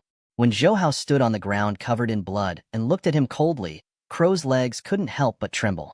Although Zhou Hao was still standing there and did not walk over, at such a distance, Crow felt a strong sense of danger. The crow was about to tell Zhou Hao about its background when the scene in front of it suddenly turned dark. The sickle that was connected to the iron chain was tightly held in its hand. Just as the crow was about to say its background to make Zhou Hao feel afraid, it suddenly saw darkness in front of it. Zhou Hao had already appeared in front of him. Before he could do anything, Zhou Hao's hand had already grabbed his neck. Even though Zhou Hao did not use any strength in his hand, under his murderous gaze, the crow already felt like it was going to suffocate. Its eyes were filled with fear. Suddenly, Zhou Hao used his head to hit Crow's forehead and knocked him out, casually throwing the unconscious Crow onto the ground. Zhou Hao looked at Ninja, who was still holding Nanami Kaoru, and said lightly, "Let her go." Zhou Hao's voice was very calm, but the imposing manner on his body made the two ninja feel fear. The two ninja looked at each other. As soon as they touched the knife on their waists, a bloody wound immediately appeared on their necks. As blood splashed, the two ninja also fell forward. "Are you all right?" Zhou Hao came to Nanami Kaoru, who was still kneeling on the ground, and asked. Nanami Kaoru did not answer him. She only said that she sat on the ground and rubbed her aching wrist. After a while, she looked up at Zhou Hao. "Didn't you want to kill me? Why did you save me again?" Her voice actually carried a bit of anger. Zhou Hao looked at her charming face and took a deep breath. "Why did you disguise yourself as Hai Chishuan? There's no special reason. If I like her, can you do anything about it?" Nanami Kaoru turned her head and did not look at Zhou Hao. Nanami Kaoru's stubbornness made Zhou Hao somewhat helpless. He could not bear to kill her. He said, "The military will come soon. You should leave quickly. Also, don't come to China anymore. Don't force me to kill you again." At the end of his words, Zhou Hao's tone also carried a bit of a pleading tone. He went over and pulled Jinguki Yushiro, who was stuck in the helicopter and could not move, out. Jinguki Yushiro took a deep look at Zhou Hao. He said weakly, "Although we are enemies, we still have to thank you this time." Zhou Hao turned around and said, "Hurry up and leave before I change my mind." Nanami Kaoru and Jinguki Yushiro, who were staggering, walked towards the exit of the rooftop. When they reached the exit, Nanami Kaoru suddenly turned around and looked at Zhou Hao. She said, "If there is a chance in the future, I will make some private food for you." Zhou Hao, who was standing beside the helicopter, felt his heart tremble. He turned around to look at Nanami Kaoru and found that she and Jinguki Yushiro had already left. He touched his face and felt very tired in his heart. After a long time, he picked up the crow that had not woken up and left the rooftop. As for the yellow spring water, it had already fallen to the ground during the fight, so there was no need to pay attention to it anymore. When he returned to the office on the top floor of the building, Zhou Hao saw that Ai Yongxiao and Fang Bingrun were still there.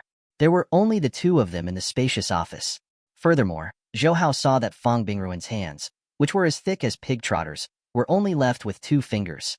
The rest of the fingers were cut off by Ai Yongxiao, and blood flowed all over the ground. Seeing Zhou Hao, Ai Yongxiao, who still had an iron clamp in his hand, turned around and smiled at him. "Zhou Hao, this old pig is quite stubborn. I cut off 6 of his fingers before I was willing to tell him his private account number and password at the Swiss bank. Hee, this fellow is really secretive. There's actually 4 billion Hong Kong dollars in his account. I've already transferred 1 billion Hong Kong dollars into your account. This was the agreement between him and Zhou Hao. The two of them would split Fang Bingruan's savings over the years. As for the 1 billion HKD that Ni Yongxiao had promised Zhou Hao in the name of the alliance, that was another amount. The 10 fingers connected to the heart, and 8 fingers were cut off by Ni Yongxiao. Fang Bingrun had fainted twice, and at this moment, his face was pale and bloodless, but he still stared at Ni Yongxiao with hatred. He said in a low voice, "Xiao Lianhu, I have been so good to you. Why did you betray me? I have already King regarded you as my godson. Why did you betray me?" Ni Yongxiao kicked Fang Bingrun away and sneered. "I'm not called Xiao Lianhu. I'm called Ni Yongxiao, the son of Ni Kuan whom you killed 18 years ago." 0. What? Fang Bingrun, who was kicked to the ground, looked at Ni Yongxiao in disbelief. That a Xing? Ni Yongxiao smiled. Emojianxing is emojianxing. Humph. Humph. Humph. He was framed by me. You always thought that I was still in Singapore and sent people to Singapore to find me to kill me. There were 2 times when you asked me to personally lead a team. Do you think you can find him? He looked down at Fang Bingrun. I asked Zhou Hao for help and asked the police to forge some information. It's to make you believe that Mo Zhenxing is me, a spy of the police. As a matter of fact, you really wronged him. Recalling that Mo Zhenxing was beaten to death by Ni Yongxiao, Fang Bingrun was so angry that his body trembled. He crawled up and was about to lunge at Ni Yongxiao when he shouted, "I will fight you to the death." However, Ni Yongxiao raised his leg and kicked him back. There's one more thing I want to tell you. Actually, Mo Zhenxing is your illegitimate child. You were with a prostitute back then. However, neither he nor you know that I accidentally discovered it. I even specially performed a gene identification for you guys. That's why I secretly introduced him to join the East Star and let you know him. That's impossible. You lied to me. You lied to me. Fang Bingruan's lips trembled as he said, if Mo Zhenxing was really his son, then, although Fang Bingrun had done all kinds of bad things, you deserve it. Ni Yongxiao's voice was so calm that it was scary. He walked over and lifted his right foot to step on Fang Bingruan's face. He even squeezed Fang Bingruan's face twice. Back then, my dad sent me to Singapore, so I was able to escape. However, not only was my dad killed by you, my mom was also raped by you and a dozen of your subordinates. Also, you didn't even let go of my younger sister who wasn't even 10 years old.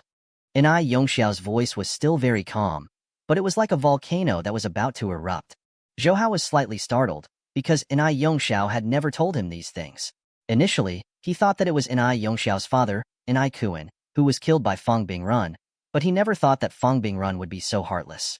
Ni Yongxiao said with a dark expression, "You not only raped my younger sister, who is not even 10 years old. It was not until she committed suicide at the age of 15 that she escaped from your evil clutches. Do you think I'm being too much to you right now? Whether it's too much or not, answer me." He stepped hard on Fang Bingruan's face. Not only did he break the bridge of his nose, he even kicked off a few of his teeth. "Today, I will take back the East Star from your hands." Ni Yongxiao said. "Also, I will give you to Xiang Huaqiang and the others to give them an explanation. Consider this your final sacrifice to the East Star." Zhou Hao said, "There is no need for the school to kill him." Ni Yongxiao looked at Zhou Hao in confusion. "But didn't you say you would give him to Xiang Huaqiang to calm down the new peace? Anyway, he will die in Fifth Brother's hands. Why don't you kill him and establish your prestige in the East Star? As for Xian, Fang Bingruan's death is more than enough to shut their mouths." Actually, Ni Yongxiao had nothing to do with killing Fang Bingrun or handing him over to Xiang Huaqiang, because Fang Bingruan's fate couldn't be separated from the word death. Since Zhou Hao said that he would kill him now, Ni Yongxiao nodded his head without hesitation. Without waiting for Fang Bingrun to beg for mercy, Ni Yongxiao took out his pistol and aimed at Fang Bingruan's fat head. After 3 shots, Fang Bingruan's head exploded like a watermelon. Ni Yongxiao also looked at the night sky outside the window and muttered, "Dad, Mom, Sister, I have already avenged you. Rest in peace." As he spoke, he bowed deeply.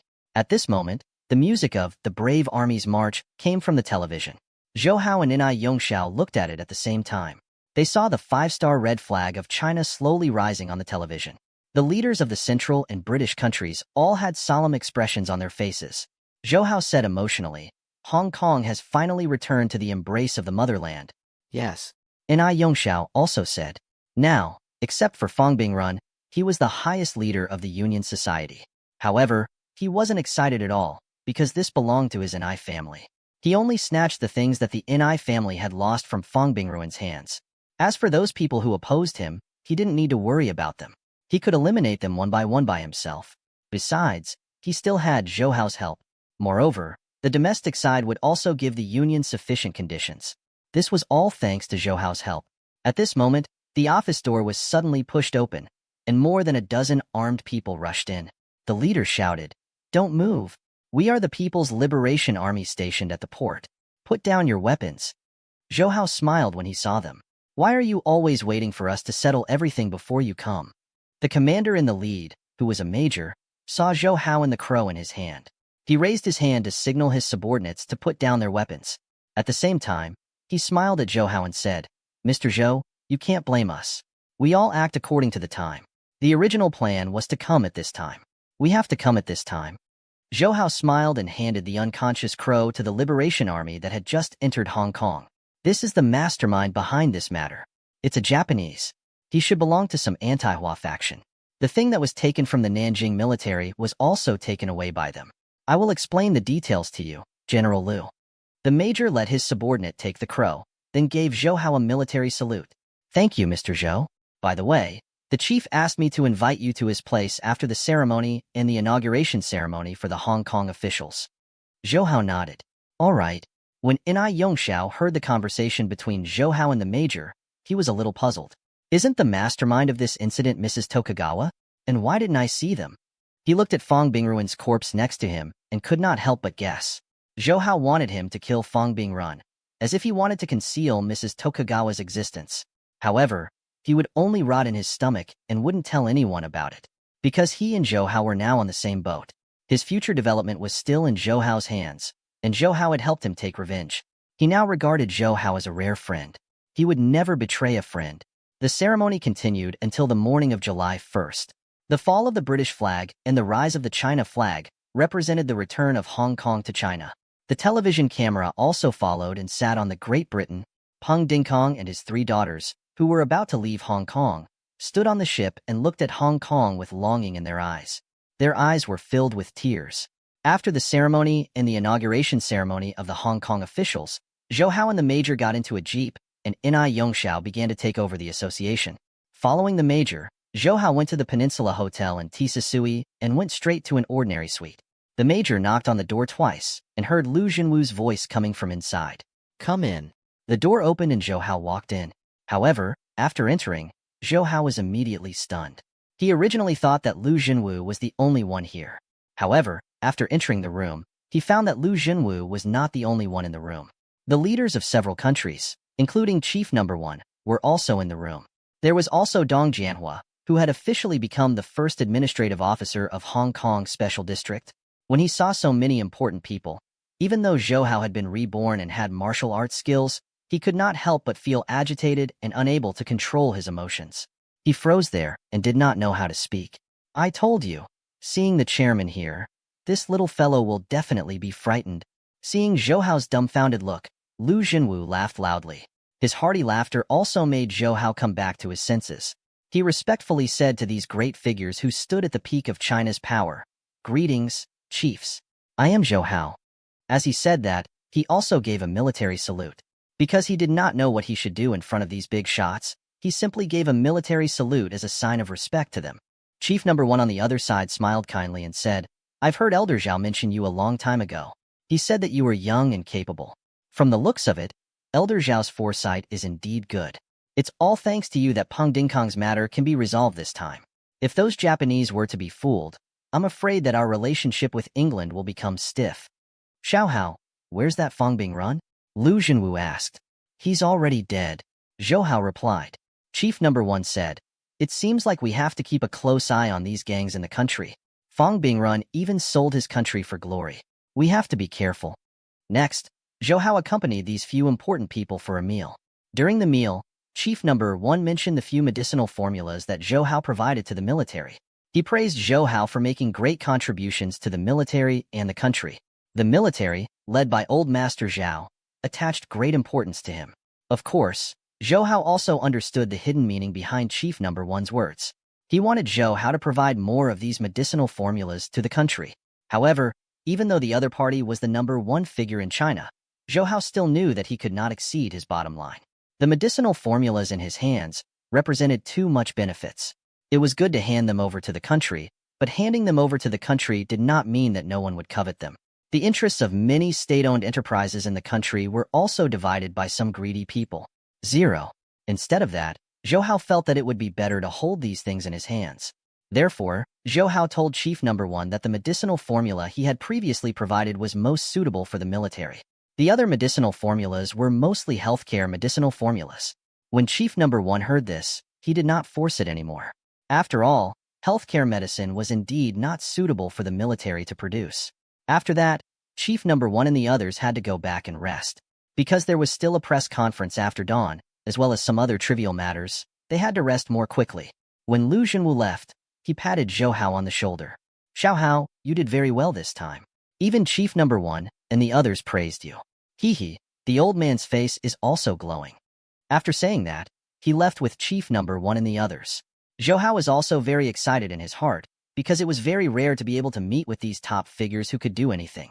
Furthermore, he had also revealed himself to Chief Number One, which meant that he had an invisible but also priceless political resource. If he used it well, he would gain endless benefits. At this moment, Zhao Rixin, who was far away in Beijing, also called, "Xiao Hao, are you all right in Hong Kong?" "Godfather, I'm doing very well in Hong Kong. I just met Chief Number One and the others." Zhou Hao quickly said. Junwu also told me. You exposed the plan of those Japanese.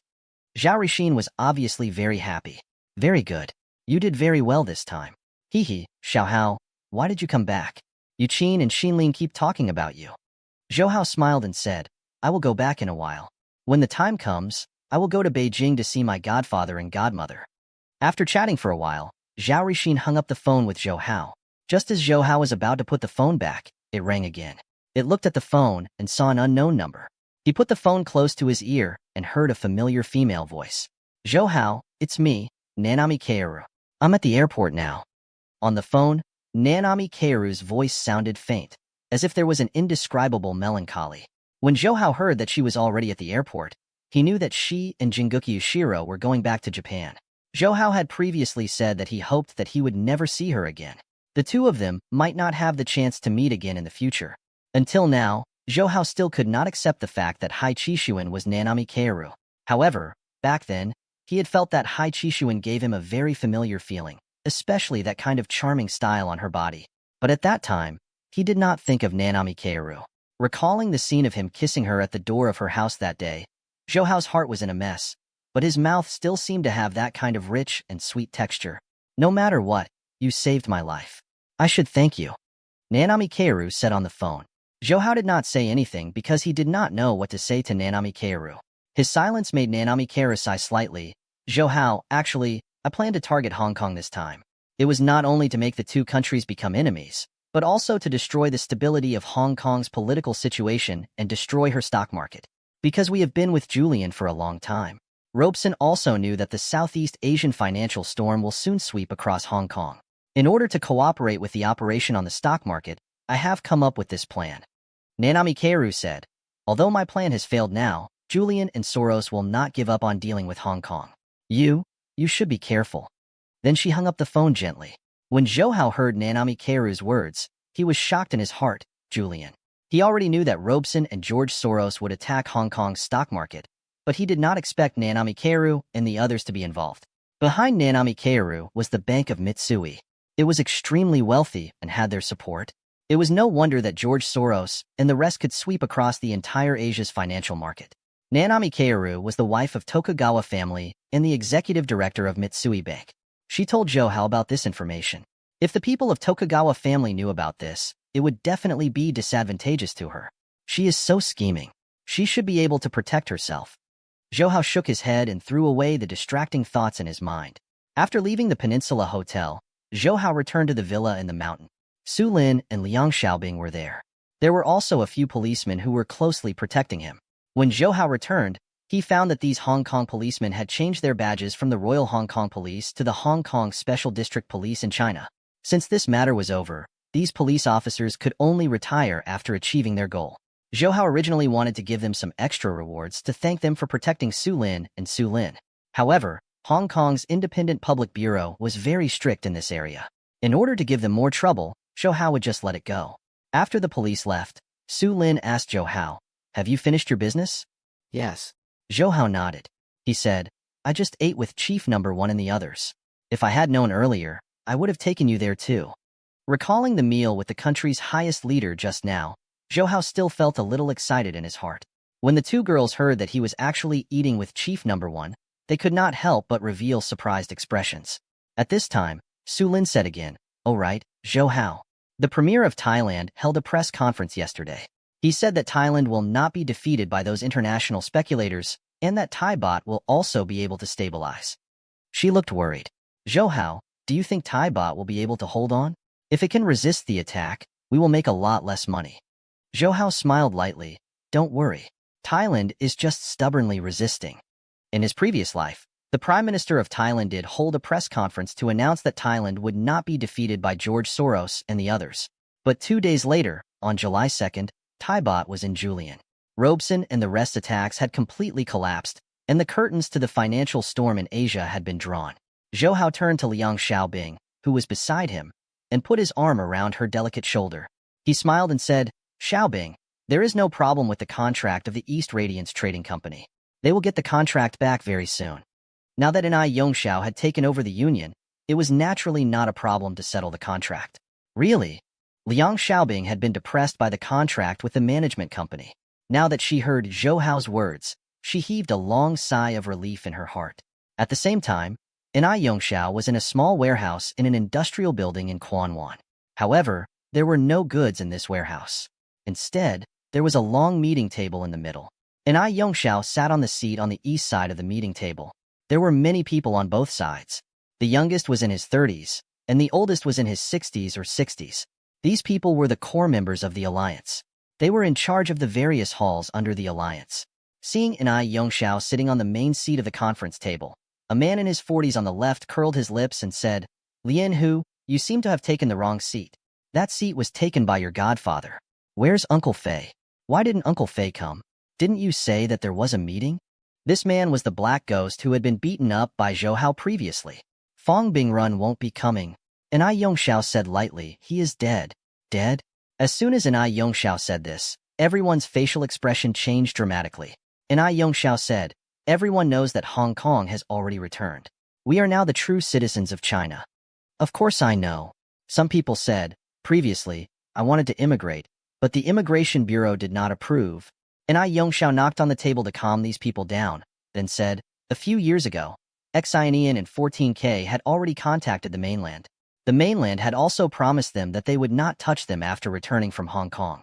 However, because of Fong Bingrun, not only did we not contact the mainland, but the mainland also sent people over, but they were also rejected by Fong Bingrun." He glanced at everyone and said, "Now that Hong Kong has returned, the mainland has also expressed that they will take good care of the security of Hong Kong. Therefore, those who do not cooperate with them will become the primary targets of their suppression." We all know that the reason why the Allied government was able to develop in the past was because the British government turned a blind eye to us. However, the mainland is different. They won't allow us to continue developing, and when faced with a real national machine, we can't resist at all. Black Ghost said, "We will discuss this later. Let me ask you, how did Uncle Fatty die?" Black Ghost was a hall master of the Union Society, and he was also Fong Bingruan's loyal subordinate. So now that he knew that Fong Bingrun was dead, the person who was the most nervous was him. Ai Yongxiao looked at him indifferently. Fong Bingrun colluded with the Japanese to destroy this Hong Kong return ceremony. If we let him succeed, I'm afraid that our society will be immediately annihilated by the Continental Army, so I killed him. "You killed him?" Black Ghost glared at Ai Yongxiao. "What do you mean colluding with the Japanese? We have to believe you. Don't tell me you purposely killed Uncle Fatty because you want to be the leader of this group?" Facing Black Ghost's angry glare, Ai Yongxiao's expression was very calm. He said, "I really want to sit on this seat. However, the reason why I killed Fong Bingrun was because of the interests of the club. Moreover, I have already established a relationship with the mainland. As long as I take the position of the club's leader and change the previous position of the club, I will cooperate with the mainland. Our East Star will receive the same preferential treatment as Xian Ian and 14K. Hearing that Ni Yongxiao had established a good relationship with the mainland, the surrounding people also revealed surprised expressions. After all, no one wanted the club to be suppressed or even destroyed. Then they heard Ni Yongxiao say to everyone, "All right, now those who agree with me taking the dragon head position, please raise your hand." Following Ni Yongxiao's words, 8 out of the 20 people present raised their hands without hesitation. These people had long leaned towards Ni Yongxiao's side. They were the forces that Ni Yongxiao had conquered after entering the alliance for so many years. There were still 7 people who looked left and right. After hesitating for a moment, they slowly raised their hands. More than half of the people in favor had already agreed. Ni Yongxiao would be able to sit firmly on this dragon head position. However, Black Ghost shouted loudly, Black Ghost don't agree with you taking this seat. If you, a man who even killed his godfather, become our dragon head, will the East Star still need to meet people in the future?" Ni Yongxiao shook his head slightly and revealed a regretful expression. One of the 2 people behind him immediately took out a gun, pointed at Black Ghost's head, and pulled the trigger without saying a word. Chirp. Because there was a silencer, the gunshot was very small. A black hole also appeared on Black Ghost's forehead. Blood and brain matter kept coming out from the hole, and he softly fell down. Everyone's facial expression changed dramatically. They never thought that Ni Yongxiao would kill Black Ghost without saying a word. Ni Yongxiao said in a calm tone, "All right, who else is against me taking this seat?" The remaining people who didn't raise their hands looked at each other and immediately raised their hands. Ni Yongxiao nodded with satisfaction. "One more thing. My real name is not Xiaolianhu, but Ni Yongxiao. Please take note of this in the future." Everyone was shocked once again when they heard this, because they knew who Ni Yongxiao was. They didn't expect Ni Yongxiao to be able to endure for so long, and even acknowledge his father's enemy as his godfather. However, now that Ni Yongxiao had become the dragon head, they had no choice but to submit. Ni Yongxiao then said to a man on the right, "By the way, your Donghui agency quickly give me Liang Xiaobing's contract. Also, don't ever mention this again. Do you know that?"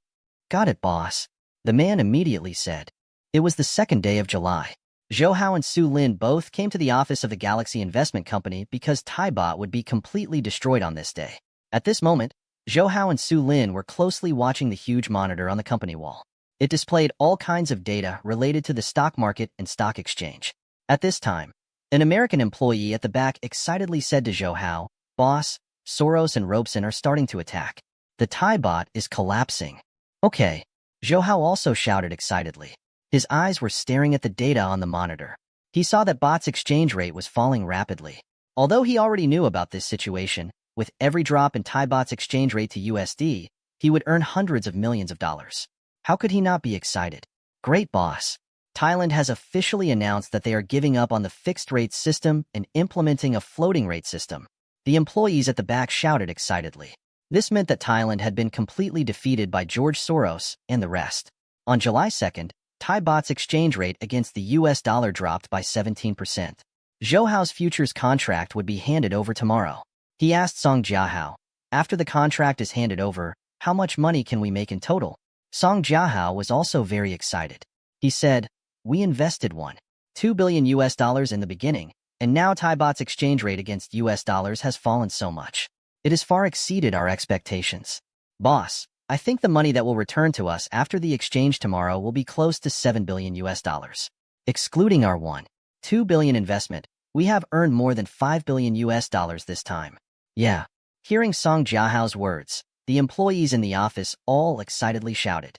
Zhou Hao even carried Su Lin into his arms, and his face looked very happy. $5 billion. Many international companies did not have so much profit in a year. Even George Soros, who was the cause of this storm, only earned $2 billion. It was not even half as much as Zhou Hao's. In fact, this money was basically taken from the people of Thailand. Zhou Hao was equivalent to making money from Thailand. However, Zhou Hao did not feel guilty at all, because he was just playing the role of taking advantage of the situation. Even if he did not participate, Thailand would not be able to avoid this economic disaster. Furthermore, Zhou Hao did not have a good impression of the Thais. "Jiahao, go and calculate. Our employees need to be rewarded." Zhou Hao smiled happily, and the employees present were also very excited when they heard him. According to the reward plan that Zhou Hao had set up earlier, after Song Jiahao's calculations, the lowest reward for the employees in the company was $200,000, and it was still US dollars. The highest reward was Song Jiahao and another American employee called Billowworth, and the reward was as high as $1.5 million. If it was converted into HKD, many employees in the company would immediately become millions or even billionaires. Although we won this time, we can't relax. According to my estimation, Soros and the rest will definitely sweep across the other Southeast Asian countries after defeating Thailand. We must follow their footsteps. Zhou Hao said. Also, Jiahao, you and Billowworth have made plans for me. We are going to deploy them in the financial market of South Korea. Zhou Hao knew that South Korea would be exposed by the financial storm in October, and the fall of the currency exchange rate would be huge. This was a very rare business opportunity for Zhou Hao. Furthermore, Zhou Hao had another goal. He wanted to take advantage of the financial storm in Korea to see if he could buy some shares of 3 Stars and LG. Japan was also affected. Compared to Thailand, Zhou Hao did not have a good impression of Japan and South Korea. It would be a waste if they did not make money. At this time, Su Lin whispered in Zhou Hao's ear, I am also an employee of the company. Why didn't you give me a bonus? Zhou Hao hugged her waist and smiled. How can you be like an ordinary employee? You are my woman. My money is originally yours. After he had settled the matter, Zhou Hao and Su Lin left the company. They planned to go back and celebrate with Liang Xiaobing. Even though the first battle had come to an end, Zhou Hao had earned 5 billion USD from it, which was a lot of money. However, this financial storm that swept across Asia and even affected the world was far from over. It would continue until the end of 1998, especially the battle of the century between Hong Kong's Financial Bureau and George Soros in 1998, which left a deep mark in the financial history. Therefore, the business opportunity that this storm brought to Zhou Hao was far from over, and he had gained far more than 5 billion USD. Zhou Hao did not plan to go out to eat to celebrate. Instead, he went to the market with Su Lin to buy many dishes. He prepared to go home and personally cook. He would have a meal with Su Lin and Liang Xiaobing, as well as buy a lot of wine. After going back, Liang Xiaobing was also very surprised and happy for Zhou Hao when she found out that he had earned so much money. In the evening, Zhou Hao personally cooked a table of sumptuous dishes. The 2 girls also helped him a lot. However, when he was cooking, Zhou Hao couldn't help but think of Nanami Kaoru. The 3 of them sat around the table and looked at Su Lin and Liang Xiaobing's beautiful face. Zhou Hao smiled and raised the red wine in his hand. To celebrate my victory this time, let's toast. Cheers. The 2 girls also raised their wine glasses and clinked it with Zhou Hao in the air. Because they did not have much alcohol to drink, after drinking a glass of red wine, Su Lin and Liang Xiaobing's cheeks seemed to be very red like rouge. Zhou Hao asked Liang Xiaobing, Xiaobing, now that the management of the East Radiance Trading Company has been settled, but it is impossible for you to return to the Wireless Television Limited. What do you plan to do in the future? Liang Xiaobing tilted her head. I heard Wei Wen say that you went to find 6th uncle for me and even scolded him. She smiled and looked at Zhou Hao. No one has scolded 6th uncle like that in so many years. Hee hee, you even said you wanted to defeat the Wireless Television Limited. In the end, her eyes were somewhat blurred as she said, Zhou Hao, thank you. Back then, she had heard from Wang Wei Wen that Zhou Hao would scold Xiao Yifu because of her. Who was Xiao Yifu? In the eyes of the people in the television industry, Xiao Yifu was the emperor of Hong Kong's television industry. No one had ever dared to disobey his orders. Zhou Hao actually scolded him face to face, and even said that he wanted to defeat his Wireless Television Limited. Therefore, Liang Xiaobing was very touched in her heart. She felt that whenever she encountered any difficulties, Zhou Hao would help her hold on. He was like an indomitable pillar that supported the sky for her. Su Lin asked Zhou Hao, are you interested in developing the television industry? You still want to defeat the Wireless Television Limited? She frowned and said, although I'm not from Hong Kong, I know the status of the Wireless Television Limited in Hong Kong and even in the Asian television industry. Their existence in Hong Kong is equivalent to the existence of Central TV in China. Furthermore, there are many local television stations in China that can slightly compete with Central TV. However, in Hong Kong, there is simply no one who can challenge the status of wireless media in the television industry. Zhou Hao nodded. You're right. Wireless Television Limited has virtually monopolized the television industry in Hong Kong, but that doesn't mean that they can't be defeated. I'm confident that I can sink this giant. Besides, what we don't lack the most right now is funds. This is a huge advantage for us. Liang Xiaobing smiled and said, then I don't need to say anymore. I will definitely join your company. Zhou Hao kissed her on the face and said, "Of course. At that time, you will still be the most popular artiste in our company. You don't have to worry about anything else. Just focus on developing your acting career." 3. Indeed, if Zhou Hao had his own television station, Liang Xiaobing would naturally become the most popular candidate. Furthermore, with the backing of Zhou Hao, the big boss, Liang Xiaobing no longer had to put her mind on the scheming between artistes. Ever since she became Zhou Hao's woman, Liang Xiaobing, who had been nourished by Zhou Hao, had a huge change in her temperament. She had a very charming charm that was even more attractive than before, and her figure had also become a lot bigger.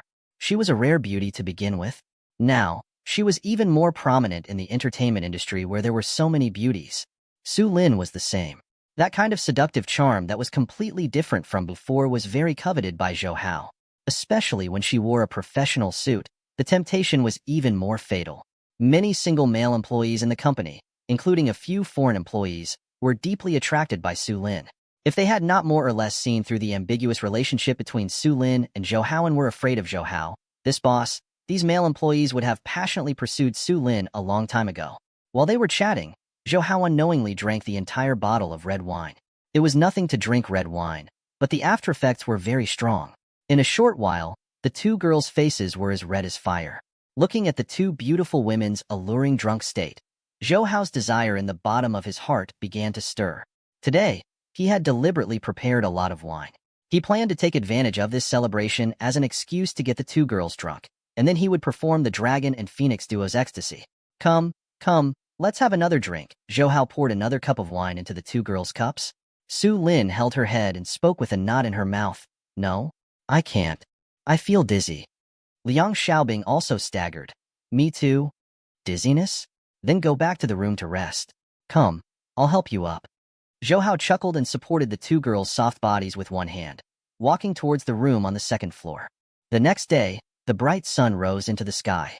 Due to the intense battle last night, Su Lin and Liang Xiaobing only woke up at close to noon. 4. When they opened their eyes, the two girls found themselves lying naked in Zhou Hao's arms. At the same time, they saw each other across from each other. Zhou Hao was hugging and sleeping on his left and right, and there was a satisfied smile on his face. When they saw each other, the two girls were stunned and shy at first, but then they let go of it. After all, they had finally gotten over it. This was not the first time they had experienced this. Su Lin looked at Zhou Hao, who was still sleeping, and said to Liang Xiaobing helplessly, "This big pervert actually got us drunk." Liang Xiaobing's face was still red as she softly said, "When I was drunk last night, I could faintly hear your voice." Su Lin's face immediately turned hot when she heard that. Actually, it was not only her. Liang Xiaobing was also tormented very badly by Zhou Hao last night. There were blue kiss marks on her neck and chest. It's all this guy's fault. He actually dared to sleep so soundly. Su Lin flew into a rage out of humiliation and reached out to grab Zhou Hao's ear. Without saying a word, she rotated 360 degrees to the left and right. Liang Xiaobing did not show weakness and pinched the soft flesh on his waist. Zhou Hao, who was alarmed, immediately opened his eyes. Seeing the two girls wreaking havoc on his body, he hugged them one by one and laughed. "All right, if you don't fight for 3 days, you can go to your room and take off your roof tiles. This husband can't even be shaken for a day." After saying that, he launched another attack on the two girls.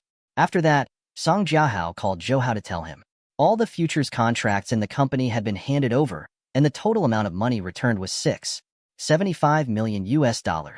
According to Zhou Hao's instructions, he had also transferred this large sum of money to a few large banks such as Citibank, and was ready to follow George Soros and the others to charge into the financial market of Southeast Asia. According to Zhou Hao's estimation, although the benefits of countries like Malaysia and Singapore were not as good as Thailand's, as long as they operated well, they could still make $1 to $2 billion. After that, Zhou Hao drove his car out of the villa and went to a high-end coffee shop in the Middle Ring, because he had an appointment to meet someone there. Zhou Hao sat in a seat near the window of the coffee shop. He didn't order coffee. Instead, he ordered a glass of Sprite. He liked the feeling of carbonated acid boiling in his throat.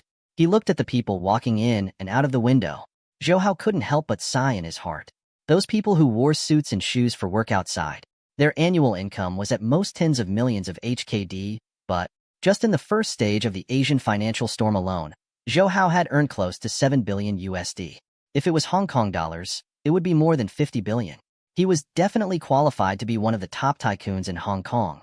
Furthermore, as the scope of this Asian financial storm increased, the money Zhou Hao earned would also increase.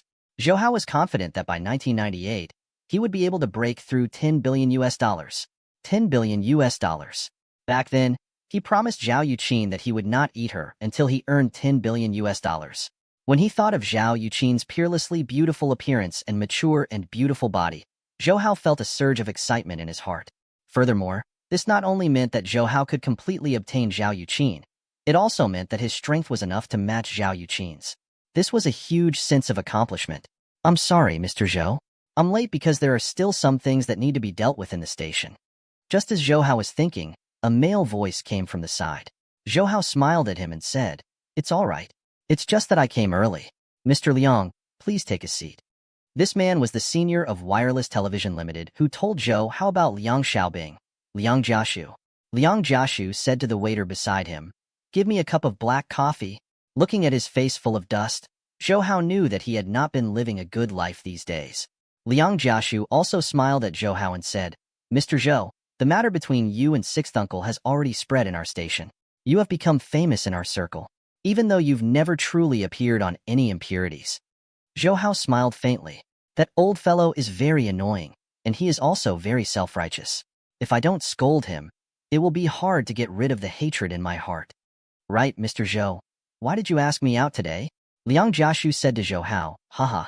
Don't blame me for being too straightforward, Mr. Zhou. If Sixth Aunt or the people in the company find out that I'm meeting you, I'm afraid my life in the company will not be good. You don't know, that time, Sixth Uncle was almost sent to the hospital because of you. Now, Sixth Aunt hates you to the bone. Even she started to hate Liang Xiaobing and was still talking to her in the industry. If any company dares to sign Liang Xiaobing's words, they will be making things difficult for the Wireless Television Limited." Humph, humph. You are quite fast. Zhou Hao sneered and said to Liang Jiashu, "Mr. Liang, I see that you are not very happy in the Wireless Television Limited. Are you interested in coming here to help me?" Liang Jiashu was now the director of the production department of Wireless Television Limited, and he had many famous artistes under his banner. However, although Liang Jiashu had a high position in the Wireless Television Limited, the competition was also very fierce. Currently, he was fighting with another director of the Wireless Television Limited, Zhang Lizzi, and it was hard to tell who was the winner. All the contracted artistes in the Wireless Television Limited were divided into two camps, led by two people.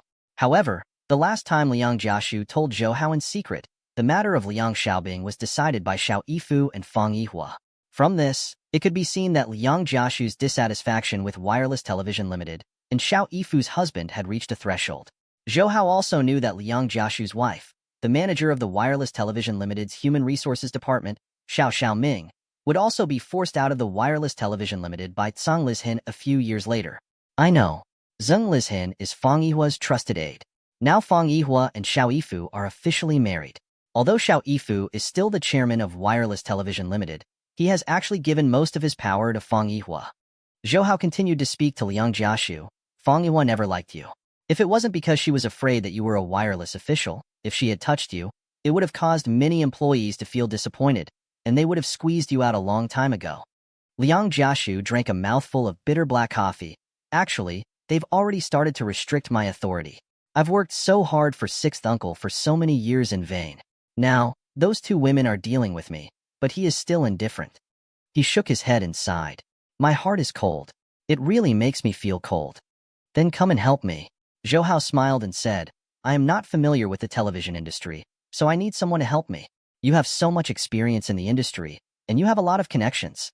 I really need a talent like you. Liang Jiashu frowned deeply. But your opponent is wireless.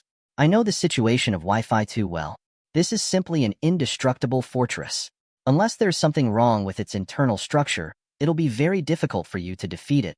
Zhou Hao smiled and said, its internal part is also not an iron barrel. It's just one. Besides, for so many years, there hasn't been any innovation in wireless television dramas. She's just like Xiao Yifu. She's already old. Liang Jiashu looked at Zhou Hao. That's good. Even if Wireless Television Limited can be defeated, how are you going to defeat her? In Hong Kong, there were only 2 television stations with free broadcasting license plates. The first one was wireless, and the other one was the Asia Television Limited. In the short term, the government would not give out the third license plate. If you want to set up a television station that charges money, then there is no chance of winning. At the current stage, not to mention wireless, even the Asia Television Limited can't win against a TV station that charges money. I don't intend to set up another charging television company. Zhou Hao smiled and said. I said at Xiao Yifu's house that I want to reach his wireless television limited. Tell me, what method is more satisfying than using the Asia Television Limited that has been suppressed by the wireless to defeat the wireless? Liang Jiashu stared at Zhou Hao with his eyes wide open. You mean to use the Asia Television Limited to fight Wi-Fi? He suddenly laughed. Mr. Zhou, I think you don't know much about Hong Kong's television history. For so many years, the Asia Television Limited had been beaten up by the wireless to the point that they could not even lift their heads. Occasionally, there would be a classic scene that would only appear for a short period of time. The Asia Television Limited had sent me an invitation a long time ago, but I never agreed because I knew that the Asia Television Limited can't beat the wireless. He said to Zhou Hao, the current boss of the Asia Television Limited is Lin Baixin. More than 10 years ago, he invested in the Asia Television Limited with great ambition, hoping to compete with Sixth Uncle's Wireless Television Limited and become the king of entertainment. But you see, until now, has he succeeded? Furthermore, he had lost nearly 3 billion Hong Kong dollars in the years he entered the Asia Television Limited. In the television industry, he was no match for Sixth Uncle. Furthermore, even if you wanted to use the Asia Television Limited to compete with wireless, you would need at least 1 billion Hong Kong dollars to gain control of the Asia Television Limited.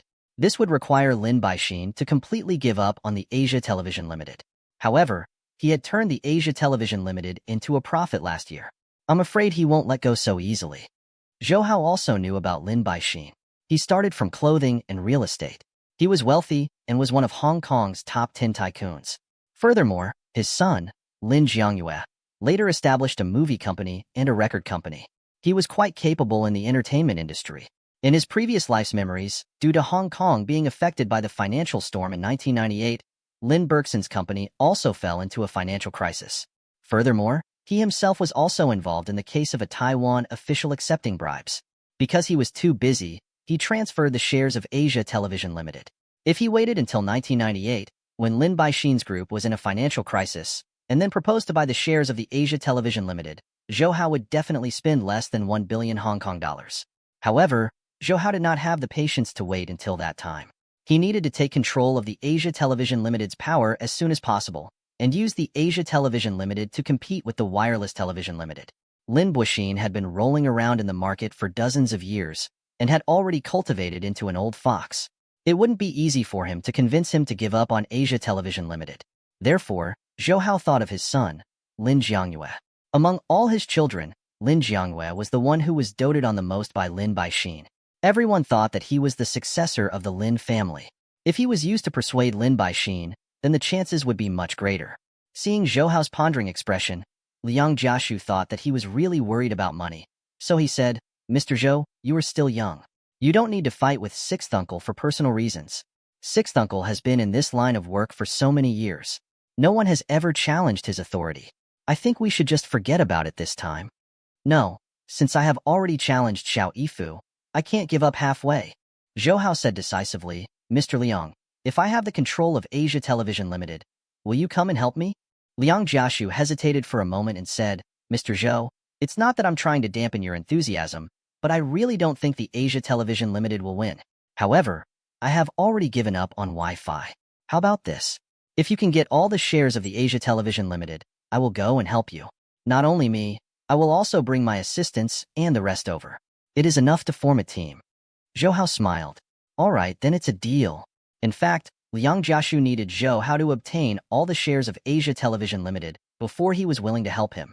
He wanted to see if Zhou Hao had enough funds. If Zhou Hao had sufficient funds, the Asia Television Limited would at least not lose the competition because of a lack of funds. Oh right. Liang Jiashu said to Zhou Hao, if you want to know about the Asia Television Limited, you can find someone. His name is Chen Yaohui, but he has changed his name to Chen Shi-san. He is a screenwriter in the Asia Television Limited, and his talent is pretty good. Zhou Hao was slightly stunned, because he knew a thing or two about this Chen Shi-san. The thing that left the deepest impression on him was I have a date with a zombie series, and it was this screenwriter, Chen Shi-san. Okay, I will definitely find him. He also wanted to see the person who wrote I Have a Date with a Zombie, such a classic TV series. Since he still had things to do, Liang Jiashu took his leave. Zhou Hao stayed in the coffee shop and thought about how to buy the Asia Television Limited from Lin Baihong, as well as how to develop the Asia Television Limited. Zhou Hao knew that compared to the crowded Wireless Television Limited, the number of talents that could be used in the Asia Television Limited was much lesser. This was not only reflected in the staff behind the scenes, but also in the artistes under the banner. 3. In terms of the use of artistes, the Wireless Television Limited and the Asia Television Limited usually used beauty pageants and artistes training classes to replenish their own blood. The quality of the contestants in the Hong Kong Miss election of the Wireless Television Limited was getting worse and worse. And the Young Miss Asia election of Asia Television Limited was even more intermittent, with the exception of some famous Young Miss Asia in the early years. After so many years, there were very few Young Miss of Asia that the public would remember. Therefore, Zhou Hao planned to recruit enough talents after he took over the Asia Television Limited, including those behind the scenes. The people behind the scenes of the Wireless Television Limited and the Asia Television Limited were mostly locals of Hong Kong, so they would rarely hire outsiders. Zhou Hao thought that since Hong Kong had returned, the selection of talents could be removed from the limitations of Hong Kong and selected across the country. Furthermore, the Asia Television Limited was the same as the Wireless Television Limited. It covered the entire South China region, so Zhou Hao did not only place the market in Hong Kong. For so many years, the Asia Television Limited and the Wireless Television Limited had been competing with each other for the viewership ratings in Hong Kong. This was a very important reference. However, in Zhou Hao's eyes, the views of both television stations were very shallow. This was because with the development, the market in China was the most important. Zhou Hao had never thought of giving up on Hong Kong's television market, but he would not allow the domestic market to be abandoned there. Besides that, Zhou Hao also planned to use the Asia Television Limited as the flagship to set up a media company that included movies and music. Of course, this company's focus would not be limited to Hong Kong, but on the vast mainland of China. With sufficient funds and the super strong information in the next 15 years, Zhou Hao was confident that he could successfully build this group. Just as he was thinking, the phone in his arms rang. He took it out and saw that it was from Xiang City's home. "Hello, is it Zhou Hao?" It was Wang Shijuan's voice. It was very sweet and soft, but also a little shy. Just hearing her voice could make people feel pity for her. Zhou Hao smiled and said, "Shijuan, did you release the results for the middle school examination?" It was already July. Wang Shijuan and Situ Jianying's middle school examination ended in June. The middle school examination question did not change. It was still the same as Zhou Hao's previous life. Most of it was from the reference book Zhou Hao bought for Wang Shijuan. When they saw these questions during the examination, Wang Shijuan and Situ Jianying were full of surprise. They even praised Zhou Hao for having foresight. Now that Wang Shijuan was here, it was obvious that the results of the middle school examination were released. Wang Shijuan purposely called Zhou Hao because she wanted to announce the results of the middle school examination. "Zhou Hao, my score is 20 points higher than the admission score in Yining Middle School. Jianying's total score is also 2 points higher than the admission score. Both of us are in Yining Middle School now." Her voice carried a strong joy. Zhou Hao seemed to be able to see her flushed face due to happiness.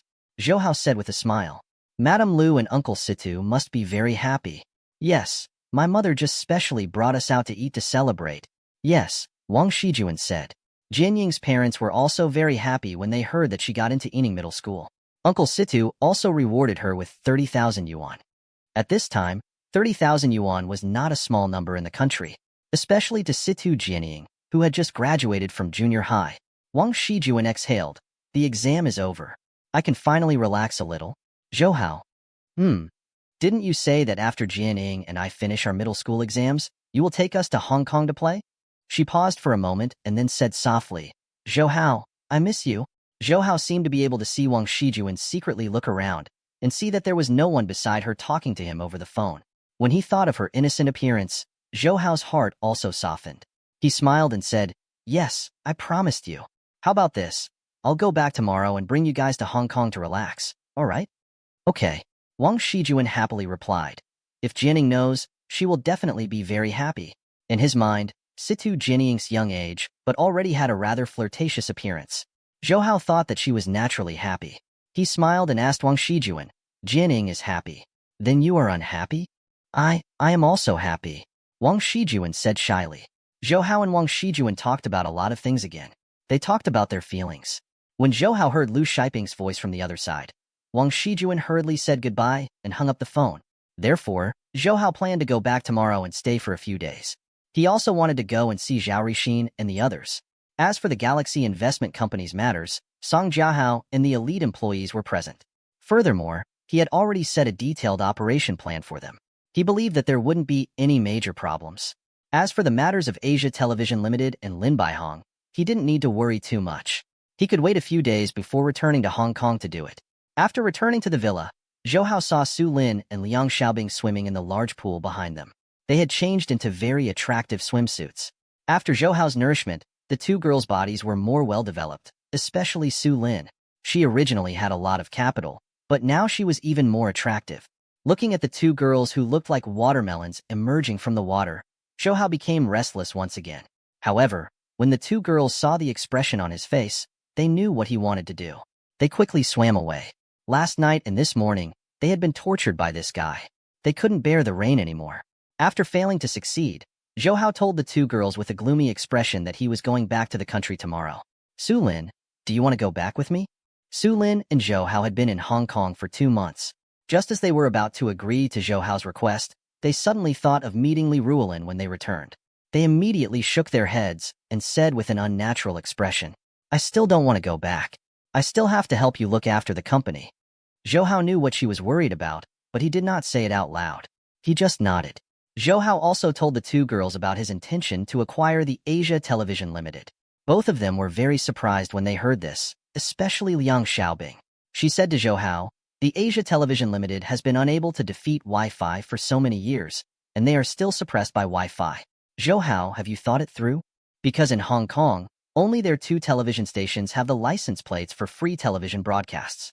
Furthermore, using the Asia Television Limited, who has been suppressed by the wireless, to defeat the wireless is more satisfying than anything else. Zhou Hao said, but the process of purchasing the Asia Television Limited might be longer. So Xiaobing, just treat this as a holiday. Liang Xiaobing said, I was just about to tell you about this before I joined your company. I want to go to New York.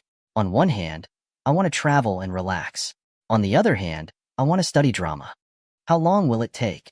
Zhou Hao sat by the pool and shook it barefooted in the water. Liang Xiaobing swam to his side and placed both her arms on his legs. 2 to 3 months. Actually, she had wanted to go to New York to learn their dramas, but she never had the time. Now she could take advantage of this period of free time. Zhou Hao stroked her wet hair. Isn't it too dangerous for a girl like you to go to America alone? I'm worried. Zhou Hao really could not let go of Liang Xiaobing, such a delicate beauty, to go to the country of those burly American men covered in fur. Especially New York. Although it was the largest city in the United States, the crime rate wasn't a joke. In particular, many Americans liked to target the Americans. However, Zhou Hao could not bear to reject Liang Xiaobing when he saw the pleading look in Liang Xiaobing's eyes. If there was someone protecting her, Zhou Hao would feel much more at ease. However, he had to return to the country, and he could not split up to accompany Liang Xiaobing to the United States. Suddenly, he thought of Lu Jinwu, so he immediately called Lu Jinwu. Brother Lu, do you have any better female soldiers over there? Of course I do. But why are you asking this? Lu Jinwu asked curiously. Zhou Hao smiled and said, it's nothing. I have a friend who wants to go to America to study in drama. I don't want her to go alone, so I want to find some people to protect her. That friend of yours, a woman? Lu Jinwu asked. Because most of the women who needed to be protected by female soldiers were women. After all, sometimes it was inconvenient for male bodyguards to follow them. Lu Jinwu scolded Zhou Hao with a smile. You brat, what do you think my troops are? Do you think this is run by your own family? Brother Lu, please help me. I will be responsible for the expenses of those female soldiers. Also, after this mission, I will give each of them 100,000 yuan as a reward. Brother Lu, how about this? Zhou Hao said. Lu Jinwu smiled. Such generous treatment? Then I might as well go there myself. Hee hee, it's just you. If someone else came to beg me, I really wouldn't agree. All right, I'll promise you. Zhou Hao was overjoyed. Thank you, Brother Lu. There's no need to thank me too much. 4 or 5 is enough. The key is that you have better skills. Liang Xiaobing was also very happy when she saw Zhou Hao agree to let her go to America. As for those bodyguards, they were all women anyway, so there was nothing inconvenient about it. Furthermore, going to America alone was something she was a little afraid of. As Zhou Hao would be going back tomorrow, Su Lin and Liang Xiaobing also cast aside their shyness and reservation tonight.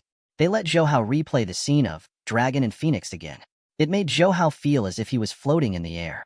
This made the two girls so soft that they could not lift their strength up until the next morning. Since Zhou Hao's clothes were already prepared at home, he did not need to bring any clothes to change into. He only brought a handwritten letter that he bought for everyone in Xiang City before leaving Hong Kong and returning to Xiang City. The middle school examination had already ended. Wang Shijuan and Situ Jinying also put down their heavy learning tasks. They knew that Zhou Hao had returned from Hong Kong today, so they gathered at Zhou Hao's house to wait for him. Once Zhou Hao entered the door, Wang Shijuan rushed into his arms and hugged him tightly. She did not say anything and just buried her face into Zhou Hao's chest, quietly listening to his heartbeat. There were only Wang Shijuan and Situ Jinying in the house. Wang Shijuan and Situ Jinying were now the best friends, so she had already told her about her and Zhou Hao. Although hugging Zhou Hao in front of Situ Jinying made Wang Shijuan a little shy, because Wang Shijuan missed Zhou Hao too much, she also let go of this last restraint. Wang Shijuan did not know that Situ Jinying's relationship with Zhou Hao was similar to hers. On the other side, Zhou Hao gently hugged Wang Shijuan in his arms. Situ Jinying pouted and looked at him. She even crossed her arms in front of her chest and showed a jealous look. Zhou Hao pouted his lips and made a kiss to comfort her. Of course, Wang Shijuan, who was in his arms, could not see it. After that, Zhou Hao and Wang Shijuan sat on the sofa while Situ Jinying sat on the other side of Zhou Hao. If Wang Shijuan had not been kept in the dark, Zhou Hao would have been able to enjoy everyone's happiness. The three of them chatted happily while Situ Jinying took the opportunity when Wang Shijuan could not see her and reached her hand to Zhou Hao's waist to massage and knead from time to time. Zhou Hao naturally did not dare to react and pretended to chat with the two girls as if nothing had happened. As they chatted, Wang Shijuan started to chat with Zhou Hao about Yin Qingqing. At this time, the Tongguang Company had already been established. It had unified Mrs. Zhou's restaurant and romantic cake shops, becoming a formal catering company. Due to Zhou Hao providing a huge amount of money as support, Tongguang's company's development was very fast. Now, they had opened their first branch in Guangzhou and Shenzhen. They were greatly welcomed by the citizens of Guangzhou and Shenzhen, and they were already prepared to set up a net in these two cities. Yin Qingqing had been learning from Lu Shiping and Yin Tong for a long time, and her work skills were becoming more and more outstanding. She was currently acting as the assistant of the general manager, Yin Tong, and was in charge of the purchase of materials from the various branches. Wang Shijuan said, when Mr. Xiao came back previously, Aunt Tong let Sister Qingqing go out with him and have a look. But not a day later, Mr. Xiao told Aunt Tong that Sister Qingqing rejected his pursuit. Aunt Tong even reproached Sister Qingqing for this. What? Jimming is back? When did this happen? Zhou Hao was also stunned when he heard this. He originally thought that Xiao Jimming was still searching for medicinal herbs in Hunan Hubei, but he did not expect Xiao Jimming to have already returned. Furthermore, the fact that Xiao Jimming liked Yin Qingqing gave Zhou Hao a headache. But now that he heard from Wang Shijuan that Yin Qingqing rejected his pursuit, Zhou Hao felt slightly relieved in his heart. Wang Shijuan replied, Mr. Xiao came back a month ago. In the afternoon, Yin Tong and Lu Shiping came back with Yin Qingqing.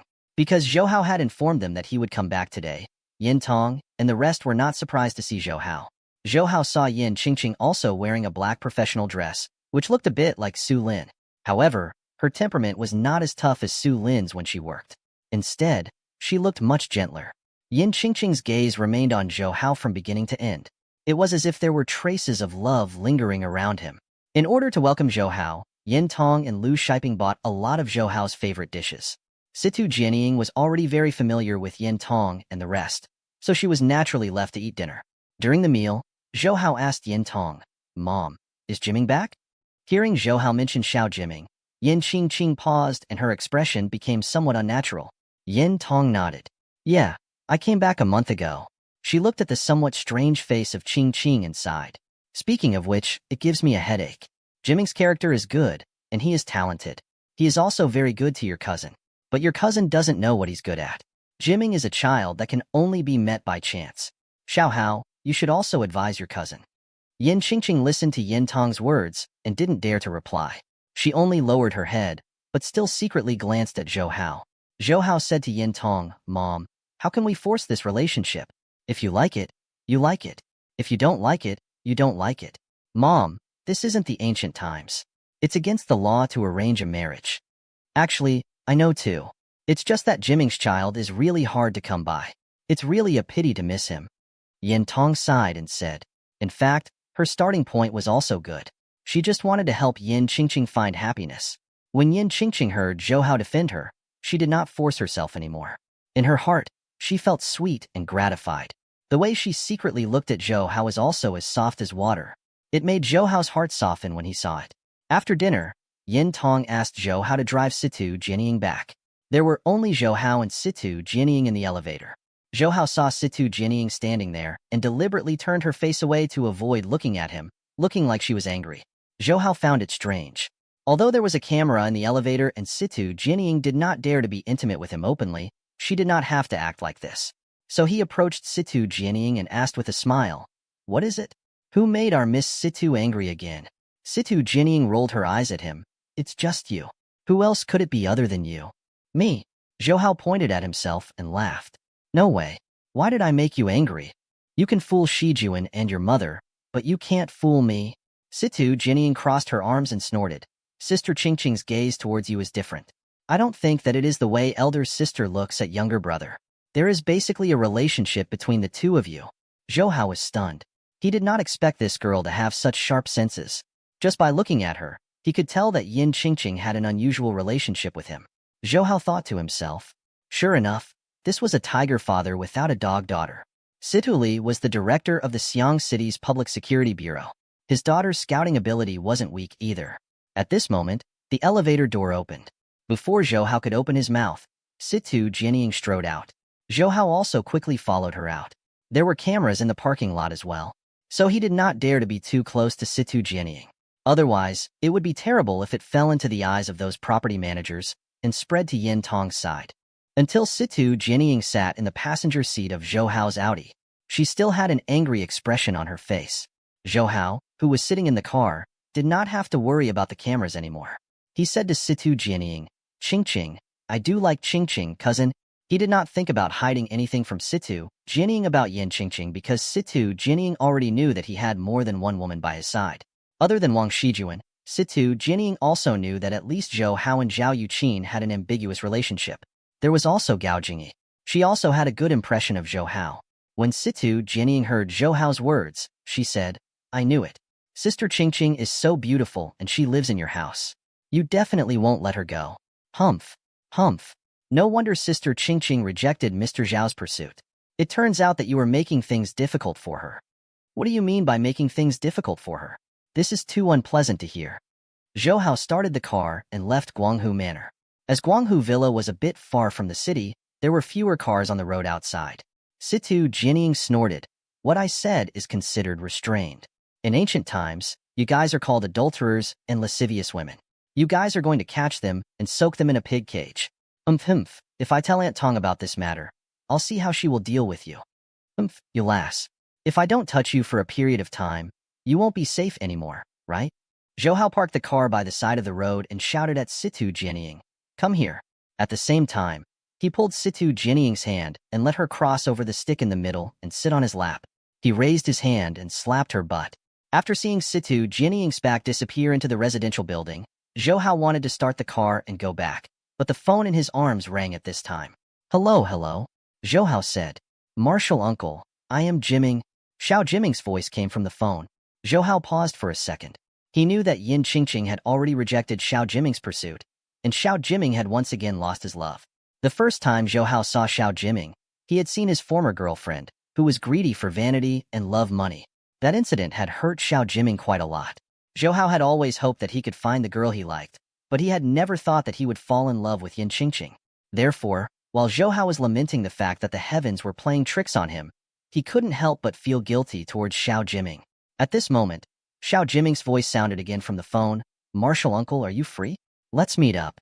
"All right. Where is it?" Zhou Hao said. "I'm at the Red Bar right now. Come here." Xiao Jiming said. Zhou Hao immediately drove to the Red Bar. The Red Bar was one of the more famous bars in Fragrant City, and it was also the only bar in Xiang City. Many salaried families liked to go there and drink after work. When Zhou Hao arrived at the Red Bar, he immediately saw Xiao Jiming sitting at the bar, and there were a few empty bottles on the bar in front of him.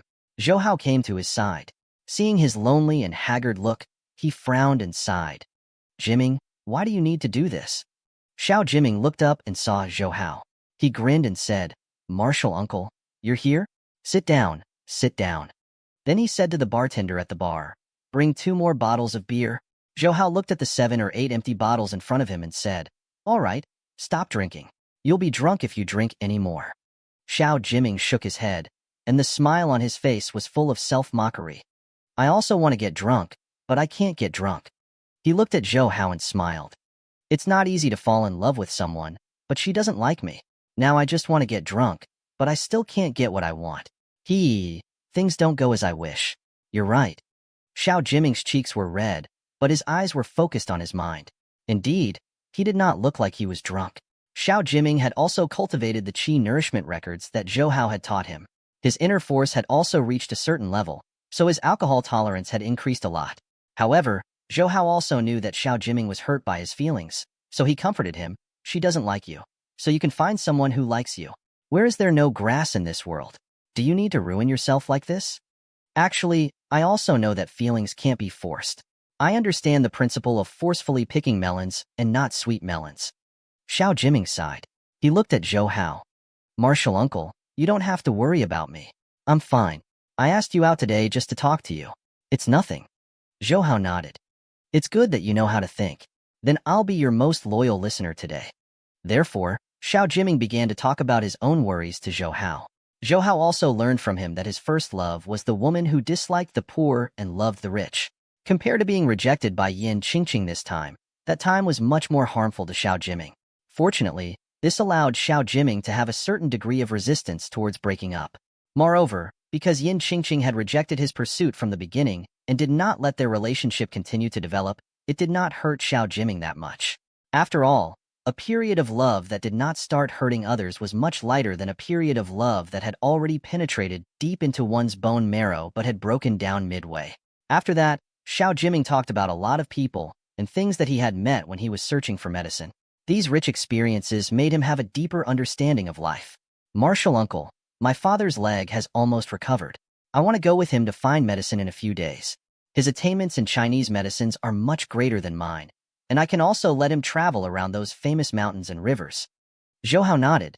That's good too. Walking around a bit more will also be very beneficial to his recovery. Oh, right. Martial uncle. He gently said that she already has someone she likes. Do you know who it is? Xiao Jiming suddenly asked. I don't know. Zhou Hao's heart was empty. He said to Xiao Jiming, why are you asking this? Do you want to compete with that person? Xiao Jiming shook his head with a bitter smile. No, since Qingqing likes him, he must be much better than me. And there are many mysteries to relationships. Since Qingqing likes him, then there is no need for me to compete. I'm just curious, because I've never seen that person with Qingqing. He smiled. Sometimes I even wonder if Qingqing said that on purpose to reject me. But when she talked about that person, that kind of gentle and happy expression on her face was not fake. That's why I wanted to see that person. Actually, you have already seen that person a long time ago. Zhou Hao muttered. What did you say? Xiao Jiming asked when he saw Zhou Hao muttering to himself. Zhou Hao quickly smiled. Nothing. Nothing. What are you doing? Let go of me. Zhou Hao was chatting with Xiao Jiming when he heard a crisp female voice. He looked over and saw a woman in a waitress uniform being grabbed by a tall and fat man on the table. The man even smiled and reached out a big hand to touch the female server's butt. The few people on the car were all his companions. Seeing this, they also started to cheer. One of the thin men said with a frivolous expression, Little sister, our brother Da has taken a fancy to you. Tonight, you will accompany our brother Da to eat dumplings. If our brother Da is satisfied, you will be able to enjoy good food and spicy food in the future. He looked at those people and heard their words. Zhou Hao shook his head. Why are there all the hooligans in the world who flirt with good women? They're all like this.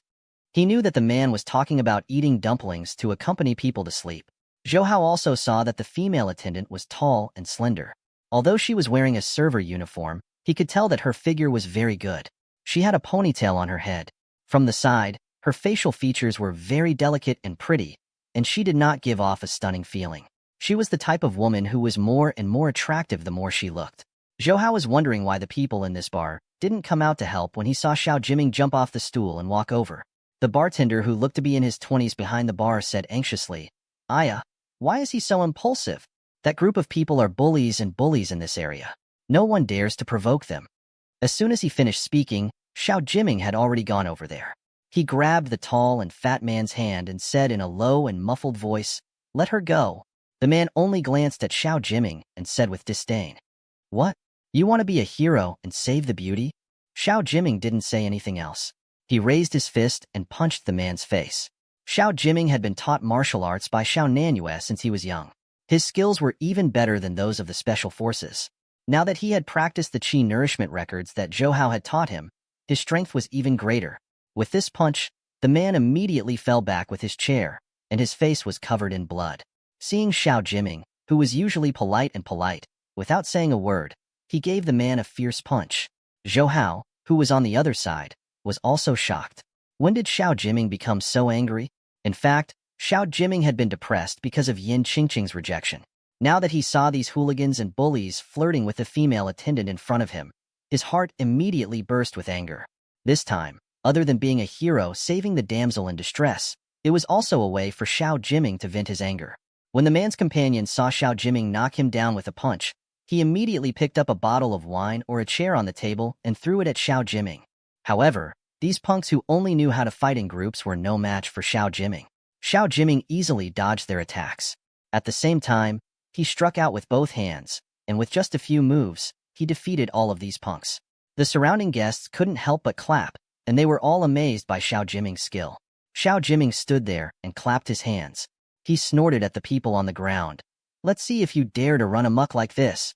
The tall and fat man, who was knocked down by Xiao Jiming with one punch, covered his broken nose and said fiercely, "Kid, you have guts. You even dare to hit me. Just you wait here if you have guts." After saying that, he slowly stood up. Zhou Hao suddenly appeared in front of him and kicked him down again. He sneered and said, "Do you think this is a movie? We will let you find someone to take revenge?" He took out his phone and called Situli, saying that there were gangsters causing trouble in the Red Bar. Situli also knew that Zhou Hao was Zhao Rixin's godson. In the past, he thought Zhou Hao was just a civilian. If it wasn't for his daughter being too stubborn, he would have stopped Zhou Hao and Situ Jianying from interacting with each other. But now, it was his daughter who was trying to get on Zhao Rixin's good side. Therefore, without saying anything else, Situli immediately ordered the bureau to send a group of people to the Red Bar to help Zhou Hao. As for these gangsters, even if they were in the police station in this district, they still had some connections. However, Situli suppressed them with one hand, and no one would dare to plead for mercy on their behalf. In order to please Situli, the punishment for these people would be even heavier than the time of the punishment. After a series of disturbances, the gangsters were also taken away by the police. The Red Bar gradually regained its peace. However, Zhou Hao discovered that the female attendant who had just been teased had been staring at Xiao Jiming. Therefore, Zhou Hao took the initiative to say to her, "Miss, although my friend saved you, but he's not the kind of person who would repay kindness. You don't have to take it to heart." The female attendant looked at Zhou Hao. Of course he's not that kind of person. There was a hint of anger in her tone. Zhou Hao was stunned by the female attendant's words. He saw her looking at Xiao Jiming and asked nervously, "Excuse me, are you Xiao Jiming?" Xiao Jiming had just beaten up these hooligans, and the knot in his heart had already been resolved. He only felt that his mood had become clear. When he heard the female attendant's words, he asked in puzzlement, "Yes, you know me?" The female attendant was very happy to receive Xiao Jiming's affirmative answer. She said excitedly, "You don't remember me? I'm Du Yijuan. I've been deskmate with you for a year in high school." After carefully examining Du Yijuan, Xiao Jiming patted his forehead. "I remember now. You are Du Yijuan. Hee, time really flies. It has only been a blink of an eye. It has been almost 7 years. Yeah, we haven't seen each other since we graduated from high school." Du Yijuan looked at Xiao Jiming, and her cheeks secretly blushed. She said softly, "Now I often think of the time when I was deskmates with you in high school." When Zhou Hao saw Du Yijuan's expression, how could he not understand that she liked Xiao Jiming? And it was very likely that she had a crush on Xiao Jiming in high school. Sure enough, there is no such thing as aromatic grass in this world. Zhou Hao looked at Du Yijuan, who was a little shy in front of Xiao Jiming, and sighed in his heart. Since he had met his old classmate, Xiao Jiming naturally invited Du Yijuan out to have a gathering. Zhou Hao originally didn't want to follow her out to avoid becoming the lights of the two of them. However, Xiao Jiming called out to him, "Master." "Zhou Hao, where are you going?" "This is my old classmate. Let's go out and eat something." Zhou Hao looked at Xiao Jiming in a daze. Only then did he understand that this guy probably didn't know that Du Yijuan liked him. Zhou Hao also noticed that Du Yijuan was looking at Xiao Jiming with resentment. Obviously, she was secretly blaming him for not knowing how to flirt. However, Zhou Hao thought that if he didn't go now, he might be able to tell what was on the girl's mind. It wouldn't be nice if he didn't go now, so he followed the two of them. Coincidentally, Du Yijuan also got off work, so the group of people found a restaurant outside. Du Yijuan changed out of her waitress uniform and put on her t-shirt and jeans. She also put down her ponytail, looking refreshed and generous. Moreover, Du Yijuan was wearing a t-shirt and jeans. Zhou Hao guessed that she might have come out to work independently a long time ago. She probably had more experience than her peers. After sitting down, Du Yijuan asked Xiao Jiming, "I heard that you went to the medical college after graduating. I wanted to contact you, but you didn't leave your phone number and didn't come back for the reunion." Xiao Jiming scratched his head. At that time, the phone wasn't installed at home. As for the reunion, because those few years of studying were too heavy, I didn't even have time to eat and sleep. Indeed, studying medicine was much harder than studying other subjects. Zhou Hao also knew that Xiao Jiming and Du Yijuan were both graduates of Yining Middle School in the past. However, he was puzzled. Yining Middle School had been a key school for a long time, and the students who got into it were basically stepping into university. At this time, university students were still very popular. But why did Du Yijuan end up in a bar as a waiter? Xiao Jiming also asked, "Oh right, Yijuan, why are you a waiter at a red bar? The taste there is complicated, so it is not good for girls." She saw Du Yijuan brush her hair aside and smile rather freely. "Actually, after I graduated from high school, I didn't study anymore because my family couldn't afford me. That's why I came out to work from then on. I've done quite a lot of work. I've been a hairdresser, I've sold clothes, and I was in a shoe factory some time ago. But that factory closed down, so I went to this red bar to be a waiter." Hearing Du Yijuan say this, Zhou Hao knew that their environment definitely wasn't very good. However, when Du Yijuan told Xiao Jiming these things, she did not show any signs of inferiority. Her smile was also very bright and positive. Zhou Hao understood that this woman was the kind of person who had learned to face reality, but was also unyielding to reality. "Jiming, I think you should be a great doctor now." Du Yijuan smiled at Xiao Jiming. Xiao Jiming shook his head. "I am now looking after my father's herbal store. I have been looking for herbs for the past few months. Actually, ever since he went out with Zhou Hao to look for medicinal herbs for Shenong's herbal classics, Zhou Hao would transfer tens of thousands of yuan into his bank account every month. Originally, Xiao Nanyue and Xiao Jiming did not want to accept it, but Zhou Hao insisted that Xiao Jiming would be a core member of the pharmaceutical group in the future, so he insisted on giving Xiao Jiming his salary every month. The father and son had no choice but to accept it. Therefore, although Xiao Jiming did not work in any hospital, his monthly salary was not even higher than the director of the hospital. Looking at Xiao Jiming's refined and handsome face, Du Yijuan's eyes were somewhat blurred as she sighed and said, "Thinking of the high school life in the past is really good. Although learning is a bit hard, at least other than studying, you don't have to worry about anything else." Yeah. Xiao Jiming thought of his failed first love and his feelings that had been terminated before he even started. He also deeply agreed with Du Yijuan's words. He listened to Xiao Jiming and Du Yijuan talking about the interesting things that happened in high school, as well as the gaze that was fixed on Du Yijuan. Zhou Hao, who was beside Xiao Jiming, secretly shook his head. "You blockhead. The girl clearly has a crush on you from high school. To think you know nothing about it." "Oh right, Yijun, it's not good for you to work in places like bars. Fortunately, I met you today. If it were any other time, it would be terrible." Xiao Jiming said, "My family's herb store just happens to be short of someone to settle accounts with. I remember your high school mathematics results were very good. Why don't you come to my medicine store and do it? I'll give you 25,000 a month salary. How about it? Is it really okay?" Du Yijuan said in surprise. Because she worked at the Red Bar. Every month. Only $15,000. And when he worked at Xiao Jiming's herbal store, he would be able to see him often. Zhou Hao also secretly praised Xiao Jiming in his heart. He thought to himself, is this guy really stupid, or is he pretending to be crazy? This method is really good. He really admired this Du Yijuan. With her good looks, if she was willing to let go of her dignity like those women, she would throw away her principles. It wasn't difficult to get close to those rich people.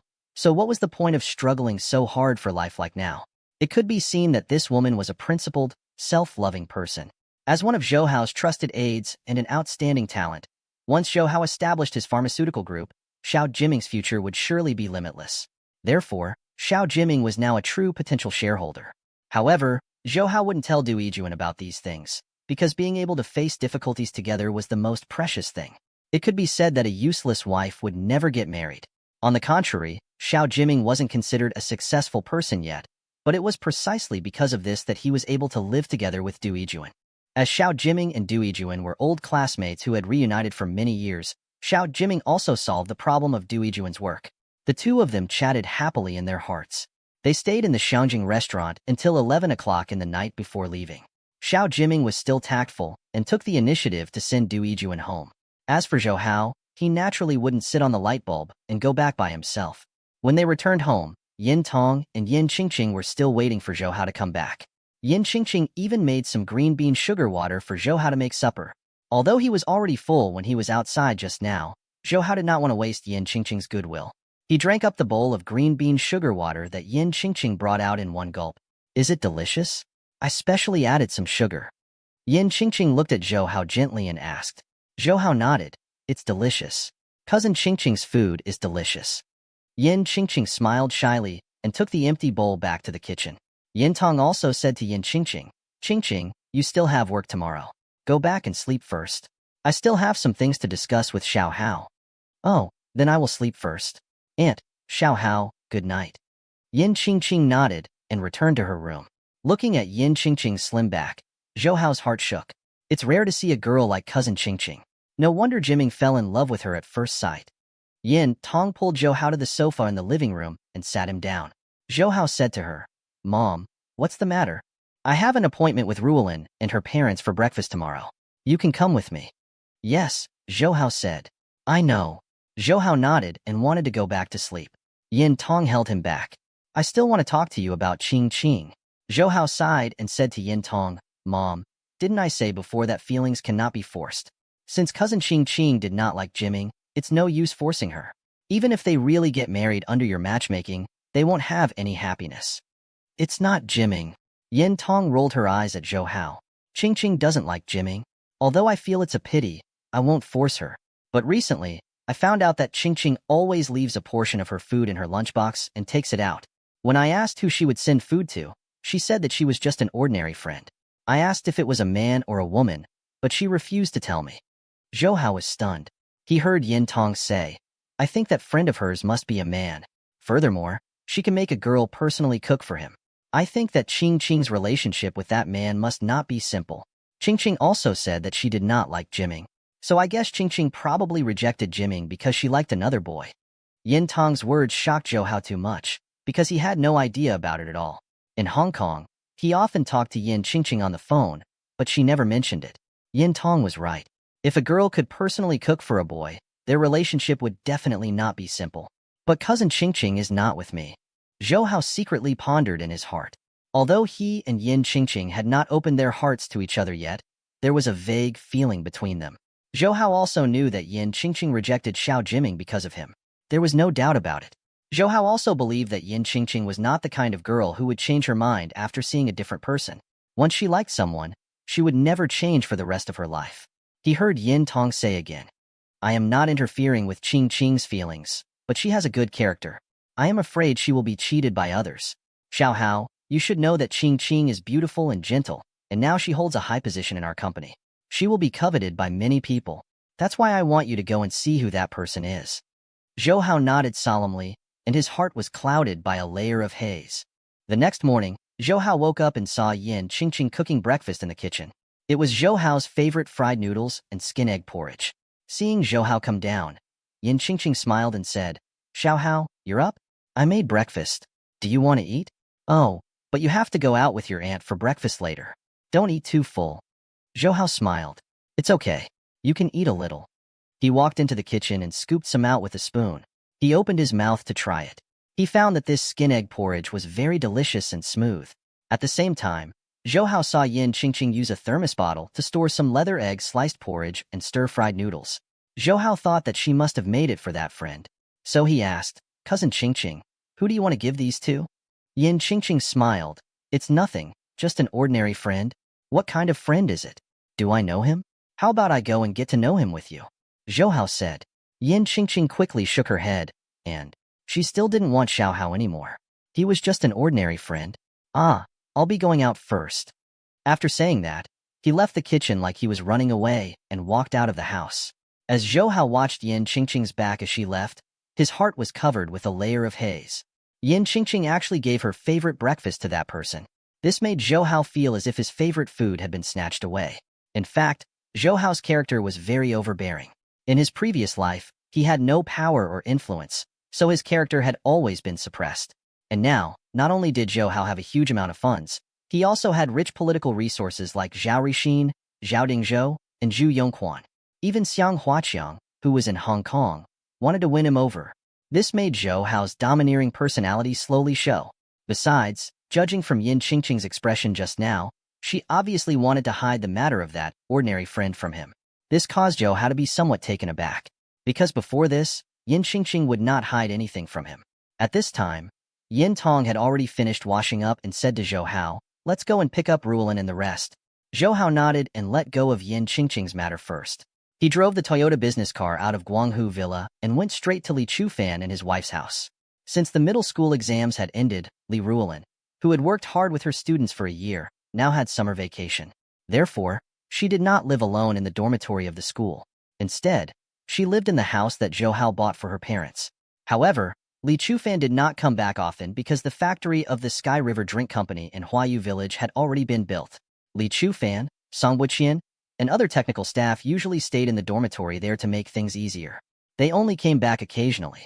Therefore, Yin Tong took advantage of the fact that Li Chufan had returned to Xiang City these 2 days to ask them out for breakfast and to get in touch with each other.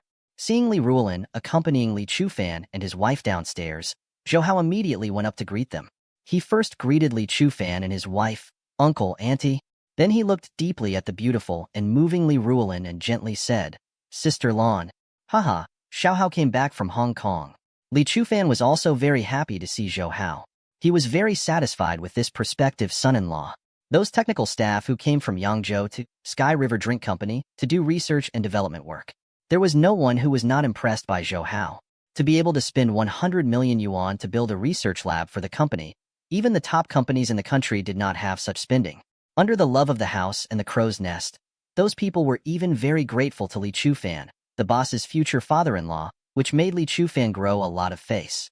Li Ruolin looked at Zhou Hao with burning eyes, because she was also very concerned about Zhou Hao. It was just that she didn't dare to get too intimate with Zhou Hao in front of her parents and Yin Tong. Carrying Yin Tong and Li Ruolin's family, Zhou Hao came to a restaurant in Xiang City called Dragon Phoenix Tea House. This Dragon Phoenix Tea House had more than 10 years of history, although it was not as famous as Tianbin Hotel. The scale wasn't big either, it was only a one-story building. However, its breakfast and refreshments were the best in Xiang City. Many of the older generation liked to come here for breakfast, especially when there were 2 banyan trees in front of its door. It was very cool during summer and summer. However, in Zhou Hao's memory in his previous life, this Dragon Phoenix Tea House was later demolished because the Xiang City government wanted to develop this piece of land. Whether it was work days or holidays, there were many customers in the Dragon Phoenix Tea House because most of the older generation had retired and did not need to rush to work. Fortunately, Yin Tong had reserved a seat here 2 days ago. So when they came, the waiter brought them to a table. The waiter served a pot of tea and Zhou Hao took the initiative to pour tea for Yin Tong and Li Chufan. Seeing Zhou Hao being so filial and polite, Li Chufan and his wife were very happy. They were also happy that their daughter had found a good person. "Zhou Hao, have you finished your business in Hong Kong?" Li Chufan asked Zhou Hao. Zhou Hao smiled and said, "Not yet. I have to go back in a few days." Haha, Ruolin is going to travel with the teachers in the school in a few days. She seems to be going to Mount Tai. Li Ruolin had told Zhou Hao before that after the middle school exams, the school would organize these graduating teachers who had worked hard for a whole year to travel so that they could relax. And this year, the school organized for them to go to MT Tai. Zhou Hao smiled and said, "Actually, being a teacher is also pretty good. Students spend winter and summer vacation. They can also have winter and summer vacation. Every year, the school will organize a trip." Li Ruolin rolled her eyes at him. "You don't know about the hardships of a teacher, especially the form teacher. He has to manage so many students in the class. Everyone's situation is different. That is the true painstaking effort." She thought in her heart, "Especially when I meet a student like you. Every teacher will have a headache." Zhou Hao scratched his head and smiled, not daring to argue back with Li Ruolin. Li Chufan also said at this time, "Zhou Hao, the recipe and technique for our fruit beverage have been perfected. It can be pushed out of the market at any time. However, we only developed orange juice now. As for the taste of other fruits, we still need to develop them." "That's great," Zhou Hao said. Zhao Yuqin had already told him. As one of Hong Kong's 4 heavenly kings, Guo Fuqing had agreed to be the spokesperson for this Sky River drink company, but the endorsement fee was higher, reaching 12 million. Zhao Yuqin had heard from Zhou Hao before that because Hong Kong's 4 heavenly kings were very popular in Hong Kong and even in the entire country. As long as they could be invited, it did not matter if the price was a little higher. In particular, they had a huge appeal for young consumers. Just this alone was worth Zhou Hao paying a huge price. On the other hand, the packaging of the drinks that Zhou Hao gave Zhao Yuqin was also very exquisite and attractive. It was much better than the monotonous packaging of those state-owned enterprises. Now, the factory in Huayu Village could already produce the spring water from the mountain. It was the first batch of Heavenly River Mountain spring water. Zhao Yuqin also followed Zhou Hao's plan. First, she would not advertise the entire first batch of Heavenly River Mountain spring water. Instead, she would use her relationship with Zhou Hao to provide the Heavenly River Mountain spring water to all major sports and political meetings in the country. She would make it the designated drink for these events. Then, she would ask the famous athletes in the country to endorse the Milky Mountain Spring.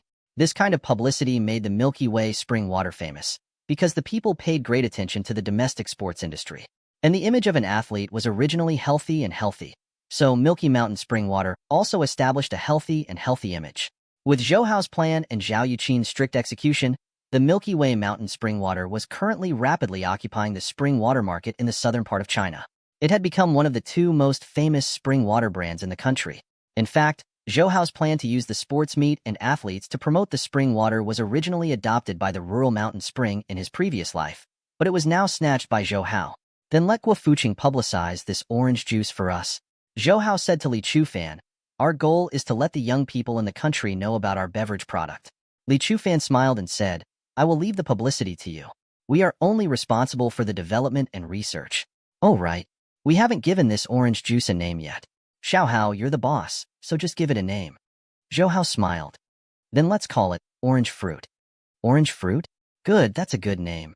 Li Chufan immediately smiled.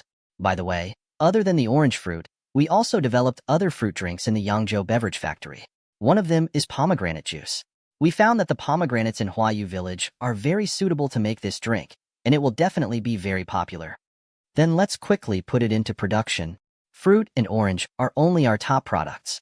We still need a lot of follow-up products to enrich our brand. Zhou Hao said, "I remember that you have other beverages such as grape juice, cane juice, and other beverages. These can all be put into production. There won't be any problems with funding. You guys can just research as much as you want, Uncle." He thought for a while and said to Li Chufan, "Uncle, in fact, other than fruit juice drinks, have you thought about developing other kinds of drinks? For example, black tea and green tea?" Zhou Hao knew that in a few years, Master Kong and the unified iced red tea would be popular in the country, and the beverage market in the country would officially enter the era of iced tea. Black tea and green tea? Li Chufan looked at Zhou Hao in confusion.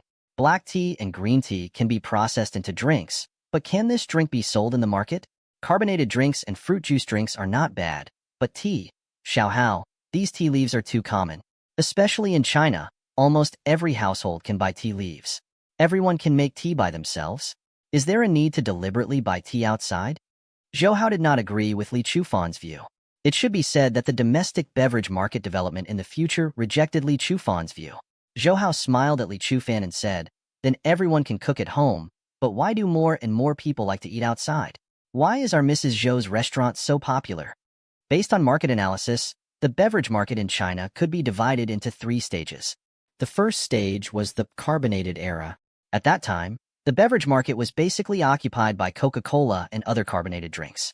The second phase was the fruit juice era that was about to arrive.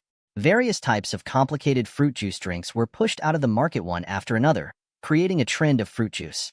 Finally, it was the iced tea era. At that time, iced black tea, iced green tea, and all kinds of tea drinks were popular in the domestic and international market. In China, the biggest tea beverages brand was Master Kong, Unified, and Wang Laoji. According to Zhou Hao's memory from his previous life, the iced tea era officially descended 2,000 years later, but its development was incomparably fast. The scale of its market had grown at an average of about 30% per year. The domestic beverage market in the future was divided into carbonated drinks, fruit juice drinks, milk drinks, and tea drinks. Tea was the traditional treasure of the Chinese people, and the value of tea was recognized by everyone. The tea beverage market was unimaginably vast. Many market experts analyzed that tea beverages exceeded carbonated drinks, especially in a country like China with a very deep tea culture.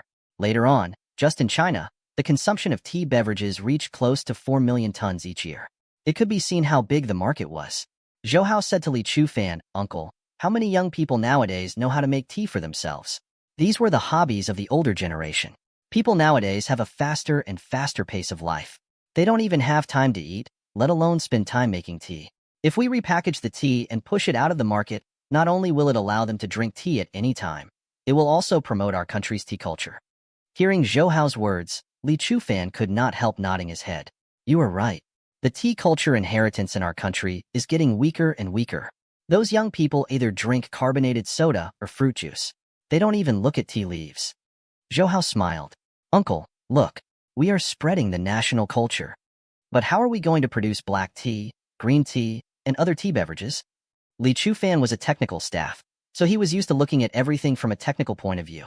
The main ingredients for tea beverages are extract, tea powder, and tea leaves. Because these three ingredients contain the main health ingredient of tea polyphenol, Zhou Hao raised 3 fingers and said. The tea science expert pointed out that there was not much difference in the process of making these 3 ingredients, and the nutritional value was not clearly different.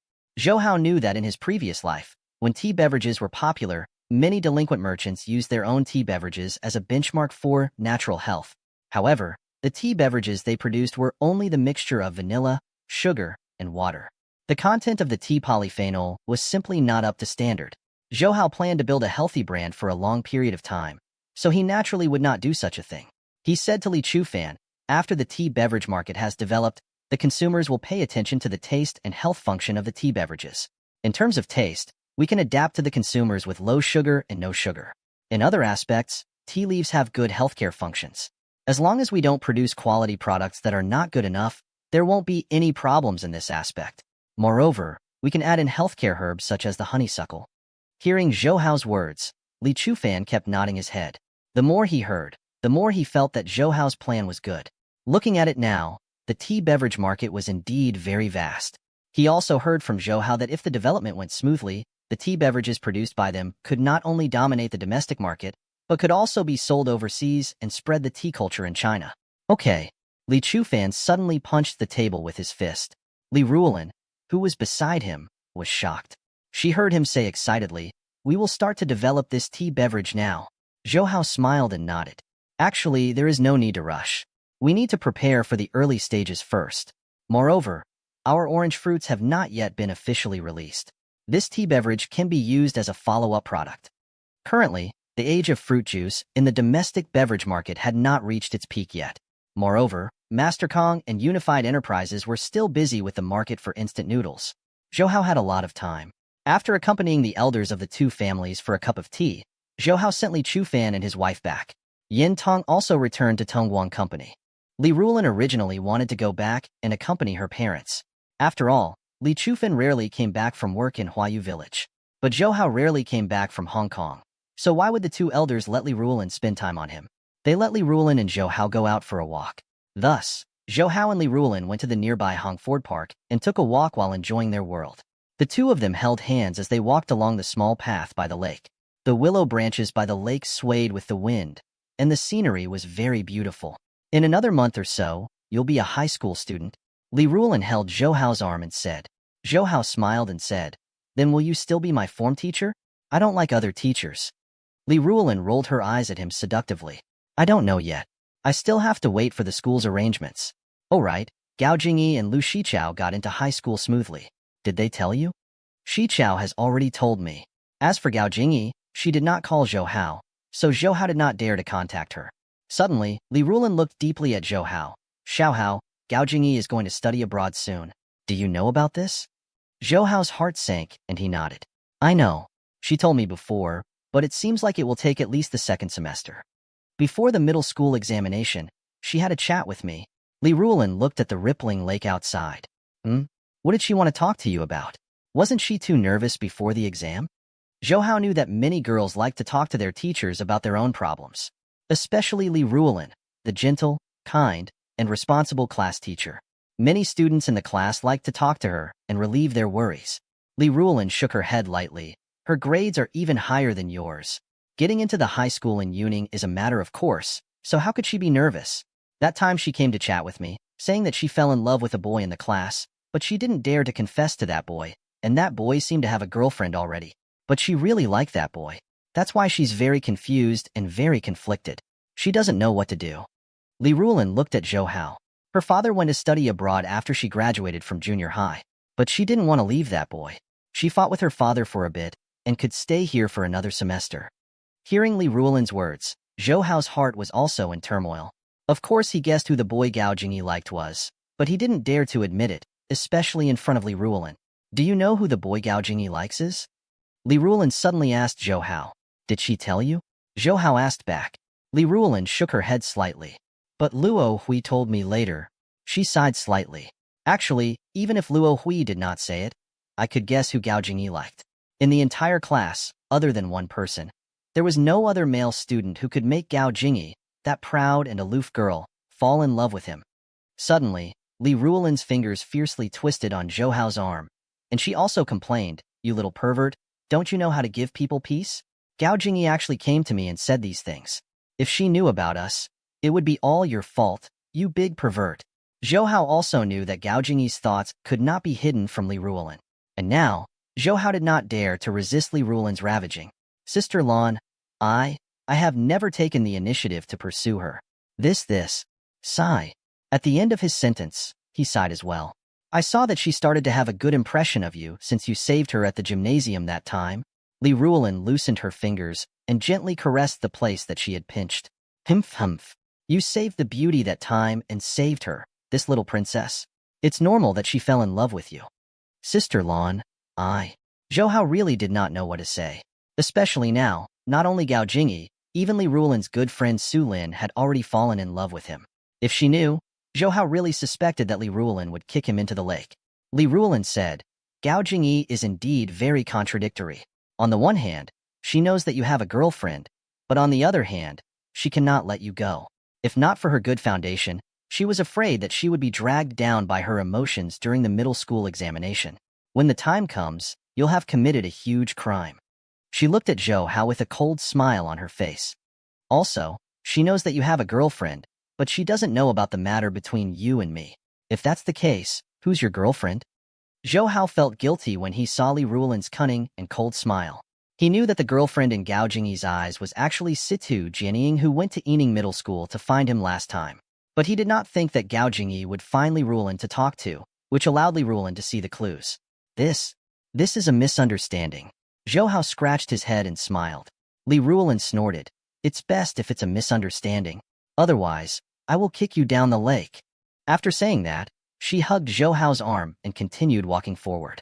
Zhou Hao was very confused that Li Ruolin would let him go so easily. He felt that Li Ruolin seemed to know that it was not a misunderstanding. There were indeed other women by Zhou Hao's side. However, her current behavior seemed like she wanted to turn a blind eye to Zhou Hao. This made Zhou Hao feel slightly more at ease. He secretly thought that as long as he was not caught by Li Ruolin on the spot, he should be fine. Because Li Ruolin was going to go to Mount Tai with the school in a few days, Zhou Hao accompanied her to the department store to buy some travel goods. The two of them were a perfect match, especially since Zhou Hao did not look like a middle school student at all. The salespeople and customers in the shopping mall thought they were a newlywed couple when they saw them. Li Ruolin looked at the bags of things in Zhou Hao's hands and smiled. Looks like I have to bring you along when I come out to buy things in the future. It is so convenient. It made Zhou Hao, who was beside her, very depressed. It was already noon after sending Li Ruolin back. Zhou Hao also returned to his home in Guanghu Villa. Yin Tong and Lu Shiping had already returned. They were in the living room watching television while Yin Qingqing and Wang Shijuan were making lunch in the kitchen. As for Wang Zhongcai, Lu Shiping had already sent him back to his grandmother's place for the summer vacation before Zhou Hao returned to Xiang City. Yin Tong, who was sitting on the sofa, glanced at Zhou Hao. You're back. Yes, sir. Zhou Hao nodded and said, I took a stroll around Hungford Park. Both mother and son did not mention Li Ruolin's family because Lu Shiping and Wang Shijuan did not know about Zhou Hao and Li Ruolin. Moreover, Lu Shiping had always regarded Zhou Hao as her future son-in-law. When Zhou Hao sat beside Yin Tong whispered to him, Qingqing left another set of food for that person. She will definitely send it to him later. You secretly follow up and see who that person is. Don't let Ching Ching get cheated. Got it, Mom. Zhou Hao slightly nodded his head. Sure enough, after lunch, Yin Ching Ching said, Aunt and Aunt Pinger, I'm going out for a while. Cousinly Ching Ching, where are you going? I'll send you there. Zhou Hao asked calmly. Yin Ching Ching shook her head. No need. I'll go by myself. After saying that, she picked up the thermos bottle that contained the food and went out. Yin Tong secretly gave Zhou Hao a look. Zhou Hao then said to Lu Shiping and Wang Shijuan, I will also go out for a while. When Zhou Hao came down, he just happened to see Yin Ching Ching driving Yin Tong's newly bought Mercedes-Benz out of the garage. Zhou Hao did not drive his own car in order to not let Yin Ching Ching find out. Instead, he borrowed a black Santana from the manager of the property management office and quietly followed behind Yin Ching Ching's Mercedes-Benz. Along the way, Yin Ching Ching did not notice Zhou Hao, who was following behind her. Finally, her car drove into the People's Hospital of Xiang City. Zhou Hao, who was in the Santana behind her, felt strange. Is cousin Ching Ching here to visit? Yin Ching Ching came out of the car with the thermos, and Zhou Hao quietly followed behind her. Zhou Hao was strong and had strong inner energy. When he was in Hong Kong, he was able to follow a highly alert Japanese ninja without being discovered, so Yin Ching Ching did not notice him at all. Following behind Yin Ching Ching, Zhou Hao arrived at the 8th floor of the People's Hospital. Yin Ching Ching also walked into a private ward. Zhou Hao did not follow her in. Instead, he walked into the empty private ward next door and jumped from the balcony to the balcony of the ward that Yin Ching Ching had entered. On the balcony, Zhou Hao quietly opened the window and saw the situation inside the room. He saw Yin Ching Ching sitting beside the hospital bed, taking out the food from the thermos and pouring it into a bowl. On the hospital bed, there was a young man in his 20s who looked very handsome. He was wearing a white patient suit, and his left leg was hanging up with a plaster cast on it. Ching Ching, I need you to cook for me every day. Thank you so much. The man on the hospital bed smiled at Yin Ching Ching. Yin Ching Ching handed the bowl of rice to him and said with a smile, It's okay. After all, you were hurt because of me. The man held the rice and looked at the roasted meat and fried cucumbers poured out from the thermos. He said, These dishes are also what your cousin likes to eat? Yin Ching nodded slightly. Yes. He came back from Hong Kong yesterday, so I specially made this for him. When Zhou Hao heard this, he thought to himself that this man even knew about his existence. It seemed like cousin Ching Ching's relationship with him was indeed not ordinary. Furthermore, she just said that it was because of him that this man was injured. What was going on? However, he heard the man say, Ching Ching, although you cook for me, I shouldn't have any objections. However, I've never liked eating cucumbers since I was young. So can I treat you not to cook this for me next time? Yin Ching Ching heard this and frowned slightly. She hesitated for a moment before nodding. All right then. Zhou Hao, who was on the balcony, heard this, but his heart was burning with anger. He could naturally tell that this man did not like green melons, but he did not like his cousin, Yin Ching Ching. The man praised while eating the rice cooked by Yin Ching Ching. Ching Ching, the rice you cook is really delicious and capable. If anyone can marry you in the future, it will be a blessing that has been built up in a few lifetimes. By the way, Ching Ching, the boss of the Tongguan company is your aunt. You're also her assistant. How much salary can you get in a month? Yin Ching Ching said, Right now, aunt will give me 100,000 yuan every month. Hearing Yin Ching Ching's words, that man's eyes flashed with a strange light, but his face revealed an indignant expression. He said to Yin Ching Ching, You're her niece, and you've helped her so much. Yet she only gave you this little salary? In my opinion, she should at least give you some of the company's shares. 100,000 yuan is already a lot. When we were in Huayu Village, our family's annual income didn't even reach 10,000 yuan. Yin Ching Ching said, And if it wasn't for Auntie, I wouldn't be able to work in the company. Auntie is already very good to me. The man sighed, Sigh, you're just like that. You only care about others and don't plan for yourself at all. Zhou Hao looked at the conversation between the man and Yin Ching Ching. A trace of gloominess flashed across his eyes, because this man was trying to sow discord between Yin Ching Ching and Yin Tong just now. At this time, the man had already finished his meal. After Yin Ching Ching packed up her rice bowl, she said to him, I still have to go back to the company, so I'll be leaving first. I'll send you dinner tonight. Okay. Ching Ching, take care. The man in the hospital bed showed a bright smile to Yin Ching Ching. After Yin Ching Ching left the ward, the man put his hand behind his head and leaned against the wall. He even whistled proudly and hummed a song. At this moment, another two men in their 20s knocked on the door and entered. When they saw the man on the bed, they immediately smiled and said, Brother, hi, you're humming a song. Looks like you're in a good mood. The man called Brother Hai smiled when he saw the two of them. It's you two little B asterisk stars. Come in quickly. The two men went to the bedside and found a chair to sit on. One of them said, Brother Hai, the beauty left? She left. Brother Hai put his hands on his pillow and smiled. She said she would bring me dinner tonight. The two men beside the bed chuckled. Brother Hai, I'm so envious of you. And there's such a beautiful woman cooking for you. Look at us. We're all still hungry after a meal. How bitter. Hee hee hee. Who asked me to be so lucky to meet such a living bodhisattva? Brother Hai smiled proudly and said, not only is Ching Ching beautiful, her aunt is also the boss of the Tongguang Company. I have already checked this Tongguang Company. It is one of the most famous companies in the Xiang City, the Mrs. Zhou's restaurant and the romantic cake shop. D*M in it, her aunt earns tens of millions every year, and now she's opening branches in the Guangzhou and Shenzhen. The two men also exclaimed, wow, tens of millions every year. Brother Hai, you're going to be rich this time. And that Yin Ching Ching. Even if she doesn't have money, she's still a rare beauty. Let alone asking her to give us money. We're willing to even give her money. Brother Hai, this time, you're asking for money. Brother Hai raised his hand. It's not that easy. Although Ching Ching is kind and gentle, it's not that easy to get her. But I have the confidence. A confident smile appeared on his face. After getting Ching Ching, if she can get some shares of the Tongguang Company, then she will be truly rich. I knew that the heavens wouldn't treat me badly. Brother Hai is Brother Hai. Don't forget to take care of us after you make a fortune. The two men said. Du Fenghai said, of course. But did you bring the things I asked you to bring? Yes, I did. One of the men said and quickly took out a small bag of powder from his pocket. When Du Haifeng saw the small bag of white powder, his eyes revealed an excited and greedy look. He said, quickly pour me some water. Find the syringe. Quickly find the syringe. The two men immediately brought Du Fenghai some water and a syringe. This was a hospital, so it was easy to find these things. Then, Du Haifeng used a tube to prick his arm, causing the blood vessels on his arm to surface. Then, he injected the liquid that had dissolved the white powder into his body with a syringe. After injecting the white powder, Du Fenghai closed his eyes and had an extremely happy expression on his face. Zhou Hao, who was still on the balcony watching everything, immediately guessed that the white powder Du Fenghai injected just now was definitely some kind of heroin. This Du Fenghai was actually a drug addict. Brother Hai, one of the men said, we spent half a month's worth of money to buy this stuff. It took us a lot of effort. Remember to take care of the two of us when you get rich in the future. Du Fenghai, who had been injected with the drugs, was enjoying the pleasure and comfort brought by the heroin. When he heard his words, he impatiently waved his hand. I know how you treat me. When I have a day of luxury and wealth, I will definitely not forget you. Thank you, Brother Hai.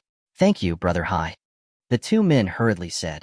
One of them looked at Du Fenghai's left leg, which had been hung up and cast. He pretended to be concerned and asked, Brother Hai, is there anything wrong with your leg? What could have happened? It was fine to begin with. Du Fenghai curled his lips and pulled his left leg out of the plaster. He saw that his left foot was not injured at all, except that it had been covered by the plaster for a long time. Du Fenghai also said with a smile, I bribed a doctor here and made him exaggerate my condition in front of Ching Ching. This plaster was also given to me by that doctor. My leg is completely fine. However, if it wasn't for that, how could I lie to Ching Ching? The two men immediately gave a thumbs up and said, Brother Hai is really tall. He fooled that beauty around. Du Fenghai narrowed his eyes. To be honest, this is the first time I've seen such a beautiful and kind woman. Humph. Even if it's not for money, I still want her.